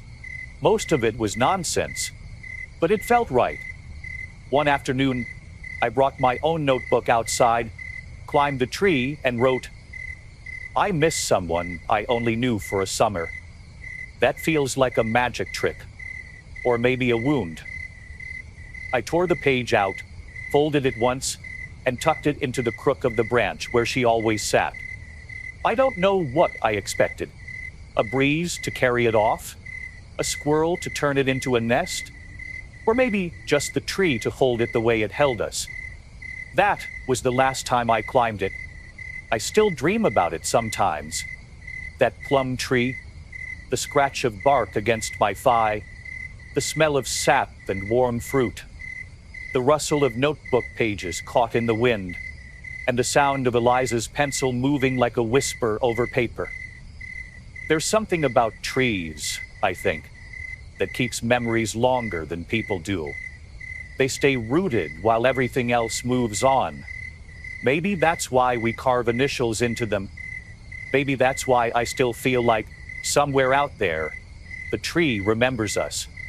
And when the world grows too fast, too sharp, too loud, I close my eyes and picture that summer. The quiet hush between sentences. The softness of a secret not yet spoken. The gift of being seen, not for who I pretended to be, but exactly as I was, plum-stained, sunburnt, and trying to understand why certain people arrive just long enough to change everything. Some things hum even when they're off. That old silver radio on my grandmother's side table was one of them. It sat there like a stubborn guest who never left, heavy and square with a cracked dial and a frayed cord that sparked once if you plugged it in too fast.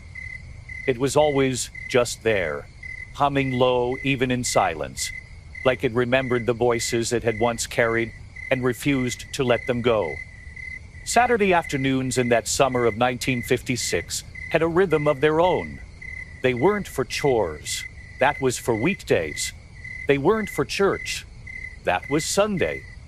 Saturdays were for sitting still, for letting time stretch out like laundry on the line, warm and slow and full of small things.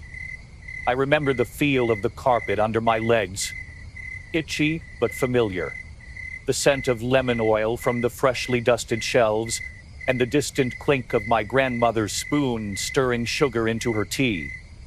And the radio, of course. We didn't change the station often. Grandma liked it on KSLM, the local station, with just enough music and just enough news to keep things steady. At exactly 2 o'clock, the radio host named Hal something or other would begin his segment, Voices from the Valley, which was really just an excuse to play records from the 40s and ramble about how things used to be better when jukeboxes cost a nickel and everyone knew how to dance. Grandma would nod along, her feet in knitted slippers, her fan across her lap even indoors, because air from machines never had the same manners as air from trees. She'd hum to the old tunes, mostly off-key, but always softly, as though she didn't want to disturb the dust. I was always on the floor, legs stretched out, with a coloring book or a half-eaten apple, pretending not to listen while listening to everything. That was the first summer I learned how to be still. Not bored, not quiet, because I had to be, but still in the way that made you notice things, like how the radio's volume knob stuck at certain numbers, or how the announcer always cleared his throat before reading the weather. Like how Grandma never sang the same line twice in the same way, or how the sun hit the window pane at just the right angle to make the dust sparkle like fairy powder. One Saturday, the radio stopped, just like that, mid-song. A long note, then a pop, then silence. Grandma didn't move right away. She stared at it, blinked once, then rose like she'd been expecting it all along. She opened the drawer under the side table and pulled out a small wooden box, dark, carved with flowers, and wrapped in a thin piece of cloth. Inside were old postcards, photographs with white borders, and a man's pocket knife with his initials etched in the handle. EMB. My Edward fixed it once, she said, setting the box gently aside. Years ago. I didn't know who Edward was. Not then. She reached behind the radio, fiddled with the cord, shook it gently like she was scolding a stubborn child. Nothing. Well, she sighed. Not angry, just tired. Guess it needs to rest. That afternoon was quiet in a different way. No music, no voices from the valley. Just the tick of the kitchen clock and the occasional creak of the ceiling fan. But I didn't mind. Grandma began telling me stories instead, about how the radio used to sit in the kitchen of her first house, next to the flour bin, about how she listened to it during the war while waiting for letters, about how Edward, my grandfather, used to dance her around the kitchen when Moonlight Serenade played. That was the first time I saw her as someone who had once been young. Not just my grandmother, but a girl with daydreams and dresses and favorite songs. Later that day, while she napped in her chair, I crept over to the radio. I touched the dial gently, as if it were alive. I didn't try to fix it. I wouldn't have known how, but I whispered something to it. Come back. And the next Saturday it did. Same voice, same crackle, same dusty melody. And Grandma smiled without looking up from her knitting. Sometimes, she said, you just have to give things a little space. A few weeks later, it rained on a Saturday. Not the kind of summer storm that comes loud and fast, then disappears. No. This was the long kind, slow and gray, the kind that makes everything softer. The grass seemed greener under the weight of it, and the house felt smaller, but in a good way. Cozy, like being inside a secret. Grandma lit a candle in the corner. She always did that when the sky went dark too early. Said it kept the house from getting too quiet in the wrong way. We didn't talk much that day. We didn't need to. The radio was back, humming like it never left. Its dial now permanently tilted a few degrees to the right. It made every voice sound like it came from far away. I liked it that way, like we were eavesdropping on another time. Somewhere in the middle of the hour, a new song came on, slower than the others, just a voice and a piano. I didn't recognize it, but Grandma did. Her hand stopped mid-stitch. The needles went still. Oh, she said softly. She didn't say anything. I'll see for a while. Just sat there, eyes far away, the candle flickering beside her. I didn't ask. I knew better. Some silences are made of glass. You don't touch them. You just wait and watch the light move through. When the song ended, she finally spoke. He used to hum that one, she said. Every time I peeled apples. Who? I asked, even though I was already beginning to guess. Your grandfather. He was awful at carrying a tune, but he always tried. She smiled, barely. I'd be at the sink, and he'd be behind me, humming like he thought I didn't notice. He'd wait until the very last apple, and then kiss the back of my neck like he'd earned it. She chuckled then. A real one. Drove me nuts, but I missed it like a missing tooth when he was gone. I leaned against the arm of her chair and watched the rain streak down the windows, long and lazy. The song didn't come back, but its feeling stayed in the room. Heavy, but not sad. More like reverent. That night, after the rain stopped and the candle had burned down to a pool of wax, I asked Grandma why she never remarried. She looked at me like the question surprised her, but only for a second. Because, sugar, she said, brushing a crumb off her lap. Some music only plays once. That was the last time I heard that song. I've looked for it since, in record shops, on playlists, in old vinyl bins at church bazaars. Nothing.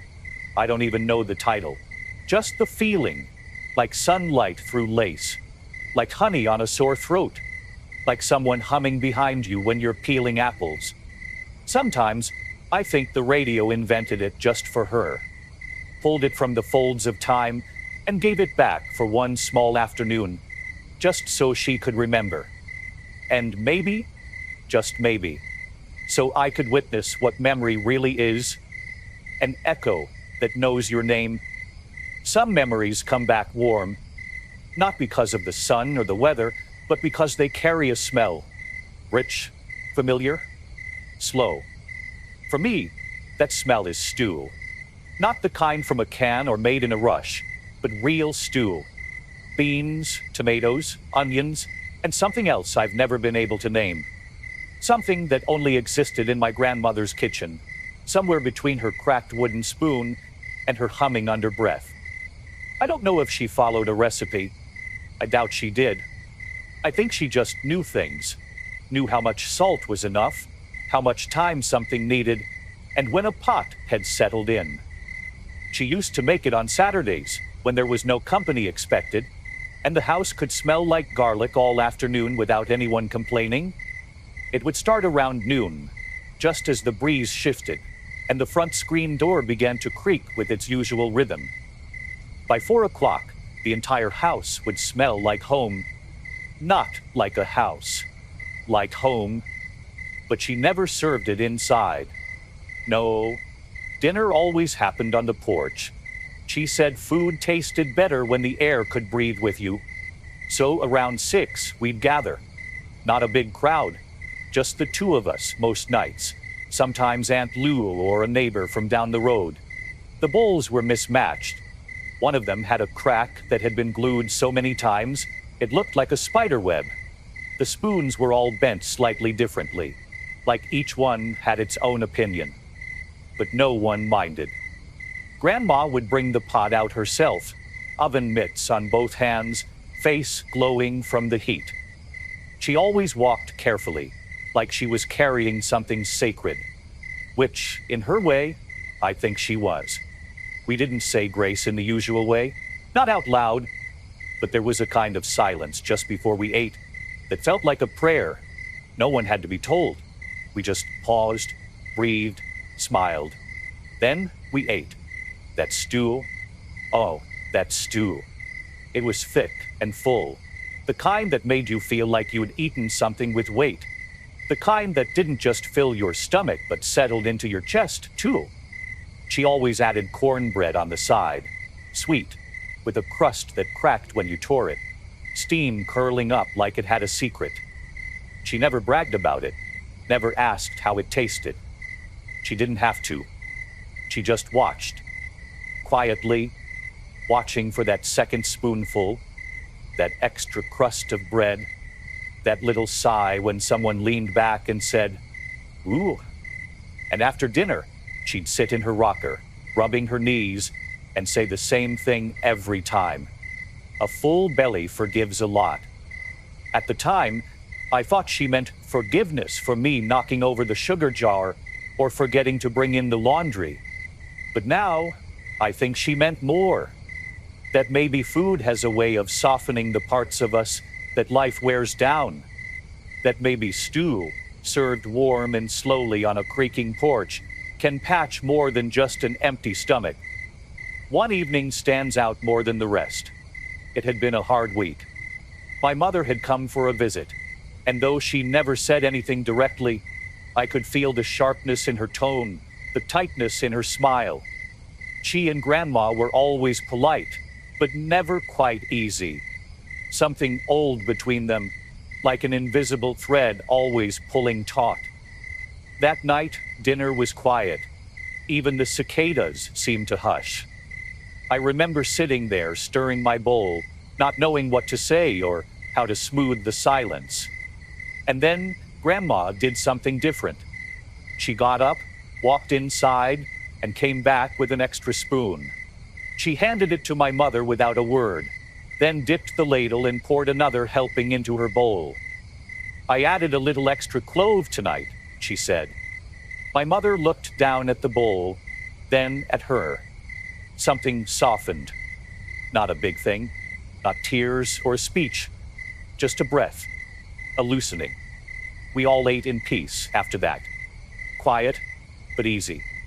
Later that night, I found my mother in the kitchen, washing dishes she hadn't used, staring out the window with that same softness in her eyes. "She always knows," she said. I didn't ask what she meant, because I knew too. That night, after the bowls had been cleared and the cornbread crumbs brushed from our laps, Grandma didn't go straight to the kitchen like she usually did. Instead, she stayed in her chair, rocking slowly, her hands folded over her apron as if she were waiting for something. The breeze had picked up by then, gentle and cold, rushing past the porch like a visitor too polite to knock. The stars were beginning to poke through the blue one by one. She looked up at the sky and said, "Now that one, right there, next to the crooked one. That's where your grandpa used to say heaven began." I tilted my head, trying to see what she saw. I didn't know which star she meant. They all looked the same to me back then. But I liked the idea that someone had picked one out just for love. She didn't talk about Grandpa much. I knew he had passed before I was born.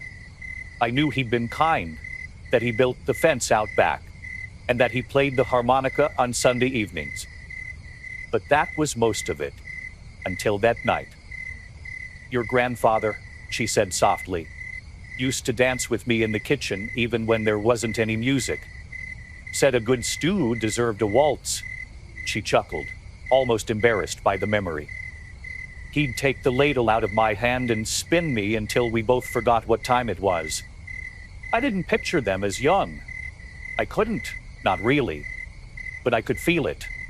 The warmth of it. The way the stew wasn't just food. It was a rhythm. A small ceremony that carried more than just flavor. After a while, she turned to me and asked, "Want to hear a story?" I nodded so fast I nearly knocked over my lemonade. She leaned back, let the rocker carry her for a few seconds, then began. There was once a girl, she said, who thought everything important had to be big. Big love, big dreams, big cities. She thought quiet things were just what happened in between the real parts of life. She paused, her voice soft but steady. But then, one summer, she fell in love with a man who liked to sit still, who liked stew, who made her laugh in the middle of peeling onions. And she realized, all at once, that small things aren't the pause. They're the song. I sat there, heart wide open, not sure if she meant herself or someone else or maybe all of us. We watched the sky a while longer. The stars multiplied until they seemed to crowd the edges of the world. Somewhere in the distance, an owl called. A screen door creaked down the block. The air smelled like basil and coaling wood and the very last trace of stew. She reached for my hand, held it gently, and said, "You don't have to chase something loud to find what matters. Sometimes it's in a bowl of beans on a quiet porch. Sometimes it's sitting right beside you before you even know how to name it." That night, I didn't want to go to bed. I wanted to stay on that porch forever, wrapped in her words and the hum of crickets and the slow peace of a bellyful and a heart even fuller. And now, at 65, whenever the world gets too fast, too sharp, too loud, I open my kitchen window, let the wind in, and put a pot of stew on the stove. I don't follow a recipe. I just wait until the smell feels right. Then I set one bowl beside mine, and I listen for the silence that always comes just before the first bite. The silence that feels, even now, like grace. Some people step into your life like a breeze, soft, brief, but unforgettable. You don't always know why they matter. You just know they do. For me, that breeze came in the form of a boy named Thomas, who arrived one July morning from California with a duffel bag too big for his shoulders and a quiet way of looking at the world like it was always about to tell him a race. Secret. He was 11. I was 7. But he felt older, like he'd already seen things I hadn't. He was the son of my grandmother's cousin, sent up north for the summer while his parents sorted things out. No one said more than that, but I'd overheard enough hushed conversations to know it wasn't a vacation. There was tension in the way the grown-ups said his name, but Thomas? Thomas didn't bring tension with him. He brought calm. The first time I saw him, he was sitting on the porch steps, head down, drawing in the dirt with a stick. I said hello. He didn't answer, just nodded. I didn't mind.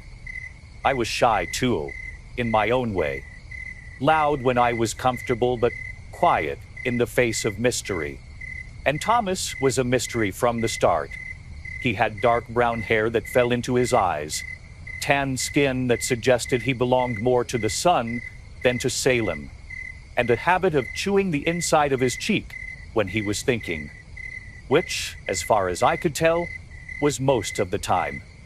He carried a notebook everywhere, not for writing, but for sketching. He sketched trees, the back of the house, a squirrel that used to sneak into the garden. Once, I caught him sketching me. When I asked about it, he shrugged. "You were sitting still," he said, like that was reason enough. Thomas didn't play the way other boys did. He didn't run or shout or chase things. He wandered, touched leaves gently, built rock towers by the creek. And sometimes he sat for long stretches in complete silence, just watching the sky shift colors. I was used to boys like Bobby across the street, who threw baseballs too hard and thought teasing meant affection. Thomas was different. He listened. That summer, we became companions in the quiet. We didn't talk much at first, but when we did, it was easy. I told him about the plum tree, about Eliza, about the stool. He told me about his favorite teacher in California, about the smell of oranges in his backyard, about the way his parents used to fight in whispers behind closed doors. He wasn't sad when he said it, just honest. We built a hideout behind the shed, out of old boards and a beach towel we weren't supposed to touch. We spent afternoons sitting in its shade, sharing salted crackers and chewing mint leaves we pretended were candy. I started keeping a journal, too, trying to match his pages with words instead of pictures. He liked to fix things. He oiled the hinges on Grandma's screen door without being asked, found a way to patch the tear in my bicycle seat with duct tape and a piece of his sketchbook cover. He never asked for thanks. He just did it. That was Thomas. Quiet hands, steady focus, and a heart that showed itself not in speeches, but in gestures. One day, just before August turned, he told me he'd be going back early. "Change of plans," he said. "They think it's better." I didn't ask who they were. I didn't want to know. Instead, I wrote him a letter. I didn't tell anyone. I wrote it the night before he left, under my blanket with a flashlight and my grandmother's fountain pen. It was 3 pages long, filled with things I didn't understand yet. Things about how he made the silence feel like a safe place. About how I liked the way he saw the world. About how I didn't know how to say goodbye because I didn't want to. I folded the letter carefully, addressed it, stamped it with one of Grandma's old Christmas stamps because it was all I could find. Then, I never sent it. I kept it in my drawer for years. Pulled it out sometimes just to hold it, to remember how it felt to know someone who listened without trying to fix you, who stayed for just long enough to change the temperature of your whole world. Even now, I wonder if he would have written back, if he would have drawn me a picture of his new street, or the sky from his window. But maybe the letter wasn't for him. Maybe it was for me. To remind myself that sometimes love doesn't need a name or a plan or a future. Sometimes it just needs one summer, one porch, and a boy from California who knew how to sit still. The morning he left, the house felt wrong. Not loud or chaotic, just thinner. Like the air itself hadn't quite settled back after he was gone. Grandma made pancakes. She said it was just because we had extra eggs, but I knew better. She didn't mention him. No one did. The porch was quieter that day. The screen door didn't creak the same. The birds seemed more cautious. I kept listening for the sound of a pencil scratching against paper, but it never came. I sat by the shed that afternoon, alone in our makeshift hideout, with half a cracker in my hand and no one to split it with. His rock tower had fallen, probably kicked over by a squirrel, or maybe by the wind. I tried to rebuild it, but it didn't feel the same. The balance was off. Or maybe I was. I found one of his sketches under a pile of leaves 2 days later. It was a drawing of the porch from the side, crooked and charming, with a tiny figure in the chair. Grandma, I think. He'd gotten the angle of her head just right, and the curl of her hair, and even the folds in her apron. At the bottom, in small letters, it said, "This place is quieter than anywhere I've been. I like it here." I folded the paper and put it inside the same envelope that held my unsent letter. That fall, I started drawing. Not because I was good at it, I wasn't, but because I missed the way Thomas paid attention. Drawing, I learned, makes you notice things. The way shadows fall. The way people tilt their heads when they laugh. The way some trees lean toward the light, even when it's far away. He had taught me to see, even though he never meant to. Years later, I opened that envelope again. I was 17, packing for college. The letter was yellowed and a little stiff at the edges. The sketch was still there, still perfect. I thought, just for a moment, about sending it then, but I didn't. Something in me knew it had already done what it needed to do. Some things don't ask to be sent. They just ask to be written.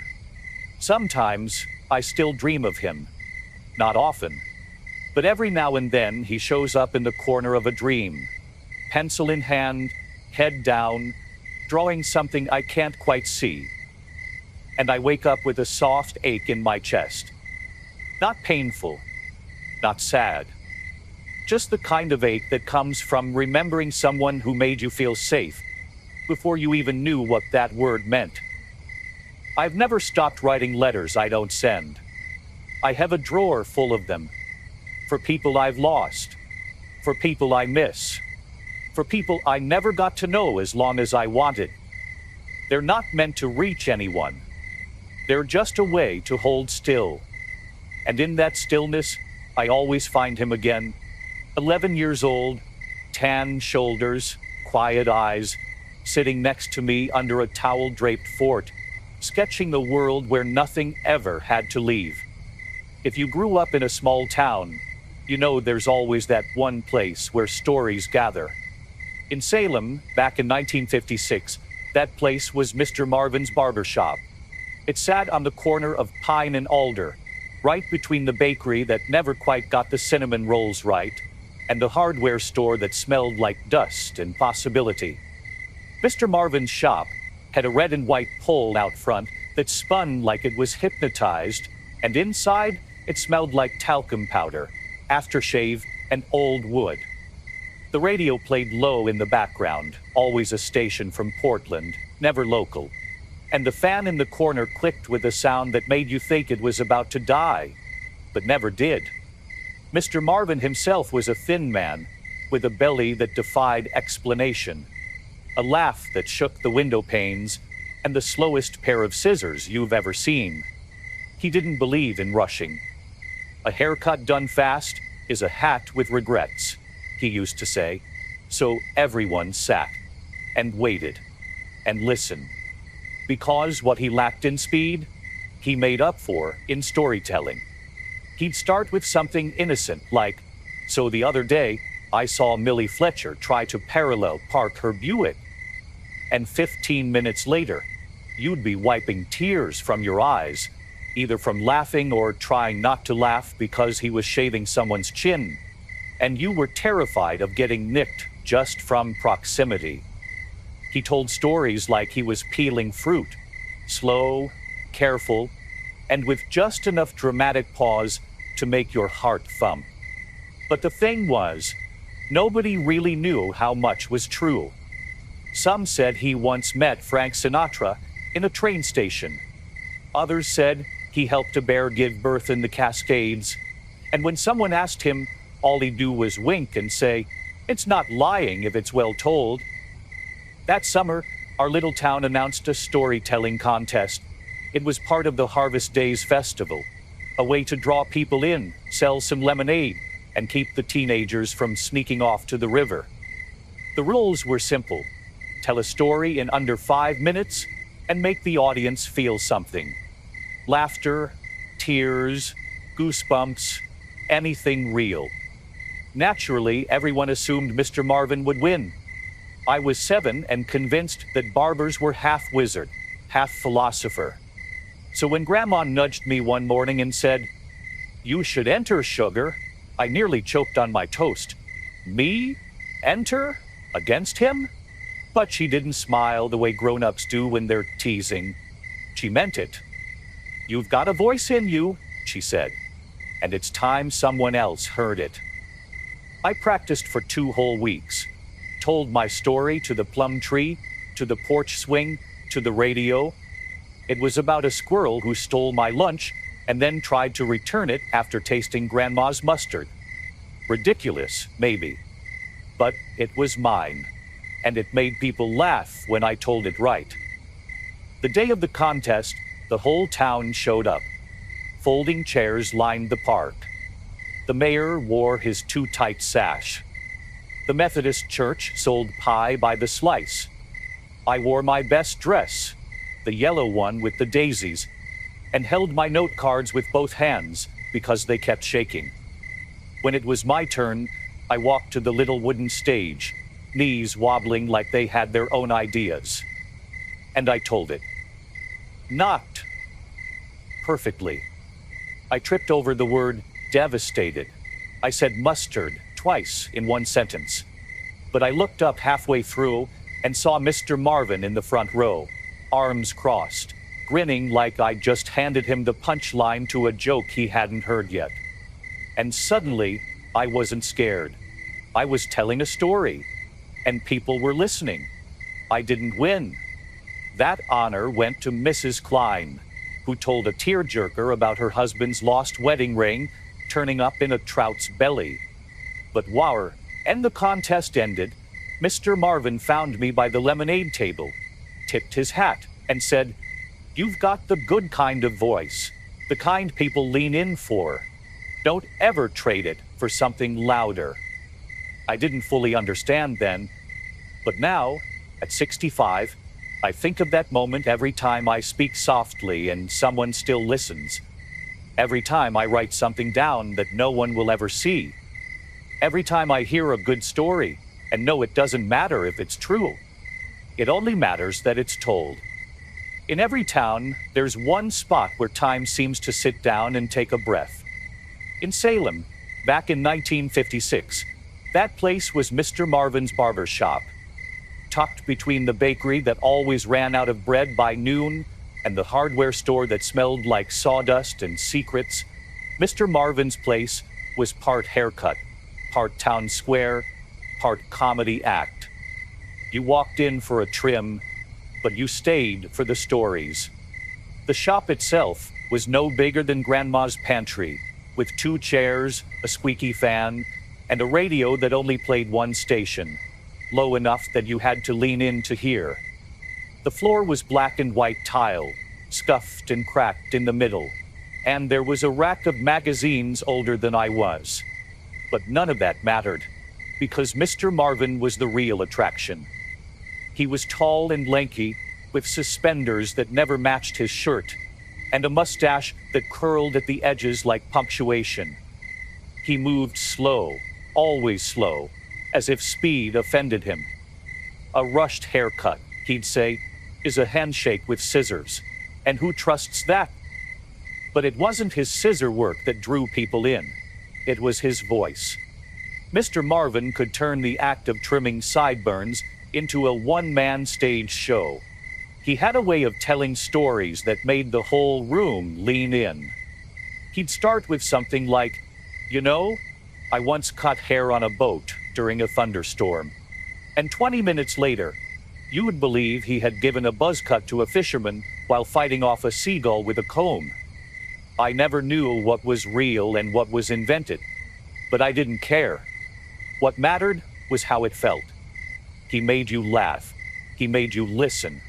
And sometimes, when he spoke softer, he made you remember things you didn't know you'd forgotten. That summer, the town announced the first ever Salem storytelling contest as part of the Harvest Days Festival. The prize was a blue ribbon and a $10 gift certificate to Olson's General Store, which meant at least 2 root beers and all the taffy your stomach could tolerate. The rules were simple. Tell a story under 5 minutes and make the audience feel something. Goosebumps, laughter, tears, anything but boredom. Of course, everyone thought Mr. Marvin would win. He didn't even have to try.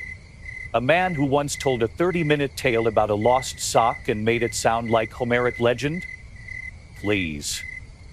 But what no one expected, especially not me, was Grandma leaning over one morning while I was buttering toast and saying, "You should enter." I nearly dropped my knife. I was only 7. I'd never told a story to anyone besides the plum tree or the cat. But Grandma just sipped her coffee and added, "You've got a voice that knows when to whisper. That's rarer than people think." So I wrote one. It was about the time I saw a squirrel steal a sandwich from Bobby Clark's lunchbox, drop it from the tree, panic, and then try to bury it like an acorn in Mrs. Dawson's rose bed. It wasn't profound, but it was funny. At least I thought so. On the day of the contest, I wore my Sunday dress, even though it was Saturday. And Grandma pinned my hair back with 2 butterfly clips that kept sliding, no matter how tightly she set them. The park was full of chairs, lemonade stands, pie booths, and half the town squinting into the sun. Mr. Marvin sat near the front, arms crossed, with that half smile of his like he already knew everyone's ending. When my name was called, my knees didn't want to move, but my feet did. I walked to the little stage, heart pounding like a drum roll no one asked for, and began.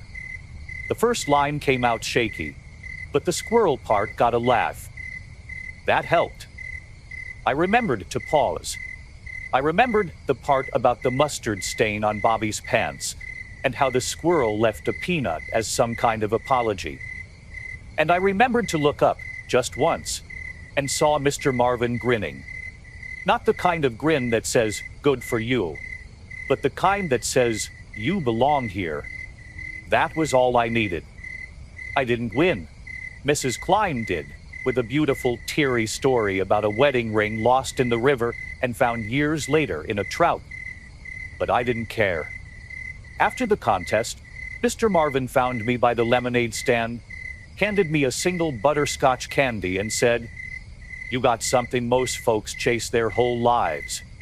You know how to carry a room without shouting. Never lose that." Then he tipped his hat and walked off slow, the way he did everything. I didn't become a performer. I didn't chase a microphone or a stage. But I never forgot that moment, that feeling, that small thread of confidence handed to me like a piece of candy on a summer day. And now, decades later, when I tell these stories, I sometimes imagine I'm back in that barber shop, the fan clicking in the corner, the radio humming low, and Mr. Marvin listening with a smile that says, "Go on, I'm still here." That summer in Salem was long and dry, the kind of summer where the grass gave up by July, the sidewalks hissed under bare feet, and the air felt thick enough to drink. Every day was a copy of the one before it. Sunshine, cicadas, popsicles, porch fans, until one morning in August, when the sky forgot what season it was. I woke to the sound of rain, not thunder, not wind, just a steady, unhurried rain tapping on the tin gutters like fingers drumming a lullaby. I lay in bed for a long time, eyes open, listening. The house felt softer somehow, like it was wrapped in cotton. The light from the window was dim, almost blue, and the usual sounds, radio, birds, grandma humming, were gone, replaced by this soft, constant hush.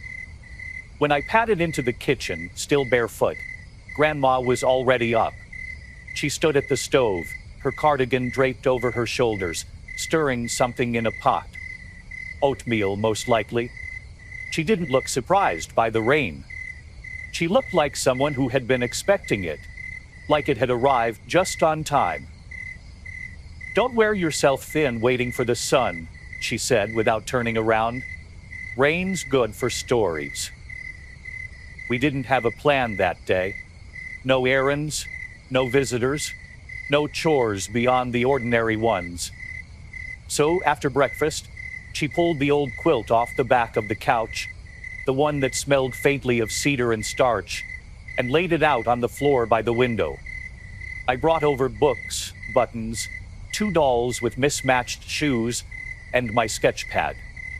We spent the morning like that, half playing, half not, while the rain kept whispering against the house. At one point, she pulled out her embroidery and let me sit in her lap while she threaded the needle. My stitches were crooked, hopelessly uneven, but she didn't correct me, just smiled and said, "Some days were never meant to be straight." Around lunchtime, the power flickered, then went out completely. No lights, no radio, no fridge hum. The house was silent except for the rain and the occasional pop of the wood floor underfoot. I thought Grandma might fuss or light a dozen candles like she did during thunderstorms. But instead, she lit just one. A short, stubby one in a chipped saucer. Then she opened the back door and said, "Come on." We stepped outside into the drizzle. It wasn't cold, just damp and quiet and oddly clean. The sky hung low and gray like a ceiling too close to your head. The porch glistened. The grass looked greener than it had all summer. I tilted my face up and let the rain find my cheeks. It didn't sting. It kissed. It softened. Grandma walked barefoot down to the end of the garden path, humming something old and tuneless, her skirt clinging to her calves. I followed, giggling, not because anything was funny, but because the moment felt too big for silence. We danced, sort of, spun in slow, lazy circles like leaves on water. She moved like someone who remembered how, and I moved like someone who didn't care. That afternoon, we dried off by the stove, wrapped in towels, drinking tea with too much sugar. She read aloud from one of her old books, the kind with yellowed pages and words I didn't understand but liked the sound of. And I didn't ask what the story meant, because some stories aren't for meaning. They're for keeping. By evening, the rain had stopped. The power returned with a soft hum. The sun slid back under the clouds like someone sheepishly returning after leaving the party too early. Everything shimmered. The world outside looked rinsed, reset, almost new. But something in me knew it wouldn't rain again that summer. And it didn't. Years later, when I think back to that season, I don't remember the hottest day. I don't remember the popsicles or the sunburns. I remember that single rainy day, that blue-gray light, that patch of wet earth where we danced without music, that stillness, that softness, that rare permission to slow down and just be. Now, when I wake to rain, I still pause before rising. I still listen. And sometimes I catch myself whispering, like Grandma once did, "Rain's good for stories." Some women are made of words. Others are made of silences. My mother was the second kind. She wasn't cold, not sharp or harsh, but quiet in a way that made you wonder what she carried and why she never let it spill. I was 7 that summer in Salem, and she came to visit us halfway through July. "Just a short trip," she said. 3 days, maybe 4. She arrived on a Wednesday afternoon, wearing her traveling gloves and the blue flowered dress I'd seen only once before. Pressed, perfect, untouched by the dust of our porch. It had a small collar and buttons that ran down to her waist, and every time she moved, the fabric sighed, like it wanted to dance but didn't know how. She wasn't the kind of mother who ran to you with open arms. She stood straight, kissed the top of my head without crouching, and said, "You've grown," as though growth was a quiet offense. I wanted to tell her about the plum tree, the rain, the contest at the park, but my words scattered the moment I saw her hands.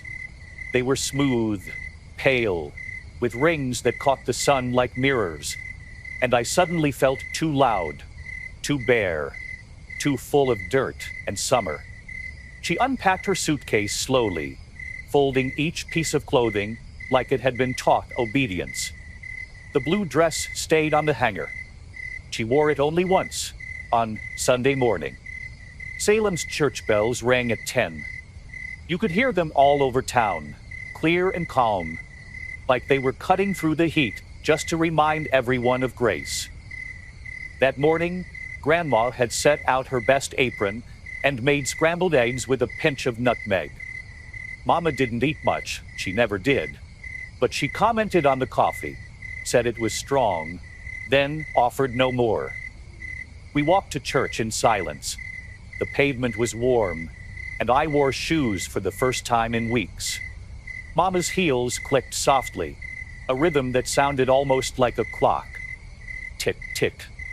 I stayed close to Grandma, who nodded at neighbors and waved at Pastor Jim's wife.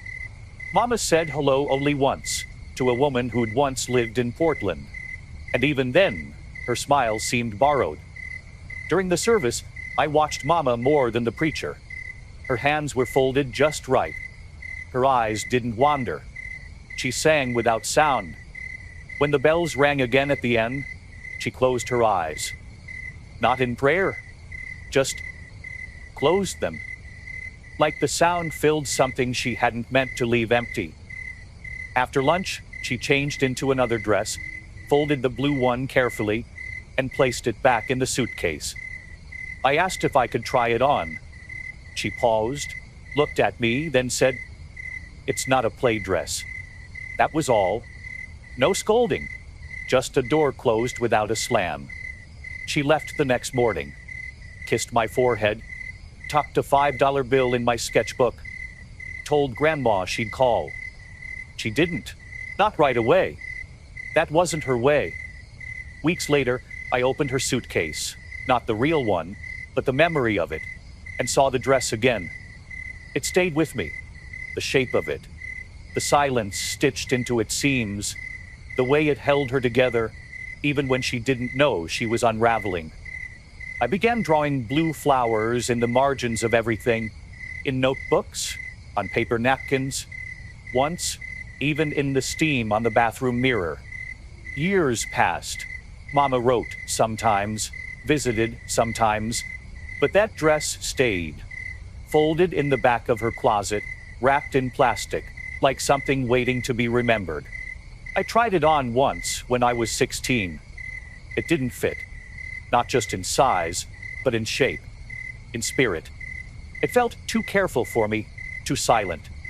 But I stood in front of the mirror anyway, watching my reflection stand too straight, shoulders tense, like her.